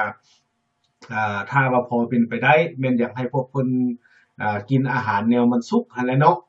เพิ่นจะเฮ็ดเฮ็ดลาบเฮ็ดก้อยเฮ็ดซ่าหยังก็อยากเฮ็ดอยากให้แนะนำให้กินแนวมันสุกจังซั่นเพื่ออยากให้คนลาวเฮาอายุยืนเนาะท่านดอกเตอร์เจ้าแม่นแล้วเพราะว่าอันนั้นมันเอฟเฟกต์แท้ๆเพราะว่าคือคนในบางชาติจังซี่นี่เป็นหยังบ่คนเขาเจ้าหันแพ้หลายแล้วก็แพ้ไวเพราะว่าส่วนหลายเขาเจ้าหันจะบ่กินอาหารดิบเพราะเฮามาเบิ่งประวัติศาสตร์หลายร้อยปีและหลายพันปีบางชาตินี่ขยายไวบางชาตินี่ประชาชนเริ่มขยายได้ช้าเพราะหยังเพราะอาหารแบบที่ท่านดร.เว้านี่ล่ะเพราะหยังเพราะว่าสมัยเก่าพวกเฮาก็ค้นคว้าอาจจะบ่ทันฮู้แต่ว่าในตอนนี้เฮาฮู้แล้วว่าเรื่องพาราไซต์แล้วก็เรื่องพยาธิหลายอย่างที่อยู่ในอาหารการกินนั้นมีการมีการแบบว่ามันได้เข้าไปสู่ระบบร่างกายแล้วเฮาก็บ่ฮู้เมื่อจังซั่นหั่นแล้วแม่นก็ลำบากนั่นแหละเนาะท่านดร.เนาะอันนี้เนี่ยก็คันว่าเป็นไปได้ก็อยากขอให้พรีเวนต์ป้องกันไว้ก่อนที่พยาธิจะมาเยือนเฮาก็ป้องกันได้เหี้ยมห้อยแล้วก็พยาธิบ่มาเยือนเฮาก็อยู่ดีมีแรงจังซั่นแหละโอเคมีอะไรท่านดร.อยากฝากพี่น้องเฮาอีก3-4 นาทีเจ้าก็พอดีเวลาเฮาก็ใกล้สิหมดแล้วเนาะเจ้าแม่นฉะนั้นก็อันน่ะก็ให้พี่น้องเข้าใจว่าเพราะว่าการที่เฮามีชีวิตอยู่นี้มันก็ต้องมีหลายอย่างค้ำจุนกันว่าซะ จ้าคันเว้าทางเว้าทางโลกเฮานี้ก็ว่าเฮาอยู่หั่นอยู่แบบเป็นผู้มีสุขภาพแข็งดีบ่แต่ว่าคำว่าสุขภาพแข็งนั้นก็มันก็มีเหตุปัจจัยหลายอย่างประกอบกันว่าซั่นพี่น้องบ่มันก็เกี่ยวกับบุญกรรมเฮาแด่ลางคนนี่ก็ตัวอย่างว่าเป็นพญาติอยู่แต่ว่าก็ไปไสมาไสบ่ได้อีกสินะอย่าบ่ลำบากอยู่หั่นตัวอย่างซั่นบ่มันแทนที่จะตายก็บ่ตายจังซี่นะมันก็มีส่วนหลายอย่างพี่น้องประกอบกันซะวันนี้คันเฮาคิดว่าคันถ้าว่าสิ่งใดเฮาเฮ็ดได้นะพี่น้องเฮาเฮ็ดคือตัวอย่างว่าการออกกำลังกายบ่การเลิกเฟ้นกินอาหารที่มันถูกต้องดีงามบ่สิอันนี้เฮาเฮ็ดได้เด้พี่น้องซะแต่เมื่อเวลาว่าบาปกับมันอย่างนั้นก็อันนั้นก็จำเป็นเฮาก็ปฏิเสธบ่ได้เด้พี่น้องบ่แต่ว่าเฮาเป็นคนธรรมดาหรอกพี่น้องแม้แต่พระอรหันต์เพิ่นก็ยังปฏิเสธเสธกรรมเก่าเพิ่นบ่ได้ว่าซะที่เฮาฮู้จักเคยฮู้จักได้อันนี้ได้ฮู้มาก็อันนี้ก็ต้องยอมรับซะเมื่อเวลาว่าเวลานั้นเฮาบุญเฮาหมดแล้วเนาะเฮาก็ต้องได้ยอมโอ้บุญเฮาหมดแล้วเฮาต้องได้ไปจังซั่นนะแต่ว่าสิ่งใดที่ว่าเฮาเฮ็ดได้นะพี่น้องเพราะว่าอย่างการเกิดมาเป็นคนก็ยากหลายเด้ตามข้าพเจ้าได้อ่านอยู่ในพระไตรปิฎกนี่มันมีเพิ่นเพิ่นให้ขึ้นว่าก่อนจะเกิดเป็นคนนี่ยากแล้ววันนี้การเกิดเป็นคนนี้เมื่อเราเกิดมาแล้วก็ต้องรักษามันว่าซะแพงมันนะแพงมันรักษาไว้อย่าสู้ขึ้นสั้นว่าซะการขึ้นสั้นเราคนที่อุกจะตุจะลาดไปฆ่าตัวตายก็มีได้เห็นบ่อันนั้นก็ขึ้นสั้นอันนั้นบ่ฉะนั้นก็มื้อนี้นี่เฮาก็ผู้ที่ก็มาเวลาก็บ่นั้นเนาะข้าพเจ้าก็ต้องขอลาพี่น้องเด้อแล้วก็ก่อนอื่นก็ต้องขอบใจดร.เจิดแล้วก็ทีมงานที่ให้ข้าพเจ้านี่มีโอกาสได้มาเว้าเรื่องสุขภาพสู่พี่น้องฟังแล้วก็ความจริงแล้วข้าพเจ้านี่อยากให้พี่น้องทาบมาภาษาหรือว่าอยากให้ข้าพเจ้านี่มาเว้าเรื่องหยังนะเพราะพี่น้องสิได้แก้ไขข้อข้องใจตัวเองมันซะนะเจ้าโอเคก็ขอขอบใจกับท่านดร.ทองวันหลายๆนะที่อุตส่าห์ได้เก็บกำเอารายละเอียดและความรู้หลายอย่างเอามาแบ่งปันให้พี่ให้น้องของพวกเราได้เรียนรู้ได้ศึกษาและได้ค้นคว้าสิ่งที่แนวป้องกันสิ่งรู้แนววิธีรักษาสิ่งต่างๆแบบนี้ก็ขอขอบใจหลายๆแต่ครั้งต่อไปข้าพเจ้าเองนี่คิดว่าเป็นเรื่องสำคัญหลายๆแต่ว่าหลายคนคิดว่าเป็นเรื่องบ่สำคัญแต่ข้าพเจ้าคิดว่าเป็นเรื่องสำคัญหลายกว่าหมู่คือเกี่ยวกับเรื่องโรคที่อยู่ในปากของพวกเฮานี่ล่ะท่านผู้ชมที่เคารพจะอยู่ในตุ่มน้ำลายจะอยู่ในอันนั้นอยู่ในเฮือกหรือว่าอยู่ในเฮือกหรืออยู่ในกรามคางหรือว่าจะอยู่ในต้นแข้วหรือสิ่งต่างๆเพราะว่าบางคนนั่นน่ะแม้กระทั่งจะพัดแข้วจะอมลิสเตอรีนหรือสิ่งต่างๆจะคลีนปากดีส่ำใดก็อยากแต่เป็นหยังจึงมีกลิ่นหรือมีอีสิ่งต่างๆอันนี้นี่เอาไว้ข้างต่อไปเพราะว่าคันโรคอันนั้นเชื้อโรคเข้ามาแล้วจะเป็นทางจะเป็นเหงือกจะเป็นกรามหรือจะเป็นทางคางหรืออีสิ่งต่างๆแต่มันเอฟเฟคกันหมดอันนี้นี่ขอฝากไว้กับท่านดร.ทองวันเอาไว้ในอาทิตย์หน้าเพราะว่าคันว่าพวกเราดูแลเกี่ยวกับเรื่องปากเรื่องหยังนี่ได้ดีนี่ก็หมายความว่าก็อาจสิดีเพราะว่าพวกเฮาหั่นก็สิแคล้วบ่หรือว่าอีสิ่งต่างๆก็สิอยู่ทนทาน2มากินปากก็สิบ่มีถ้าเฮารักษาวิธีที่ถูกต้องอันนี้ขอฝากกับท่านดร.ทองวันเอาไว้จ้ะโอเคมาถึงตอนนี้ก็บั้นท้ายของรายการแล้วขออำลาพี่น้องไปก่อนพวกเราจะมาพบกันอีกอาทิตย์หน้าท่านผู้ชมที่เคารพวันเสาร์เป็นมื้อวันพวกเราเรียนรู้ธรรมะและศีลธรรมกับท่านดร.ทองวันวันอาทิตย์เป็นรายการของการรักษาสุขภาพและพวกเราดำเนินชีวิตที่ถูกต้องและเหมาะสมกับท่านดร.ทองวันมื้อนี้ข้าพเจ้าและทีมงานขออำลาพวกท่านไปก่อน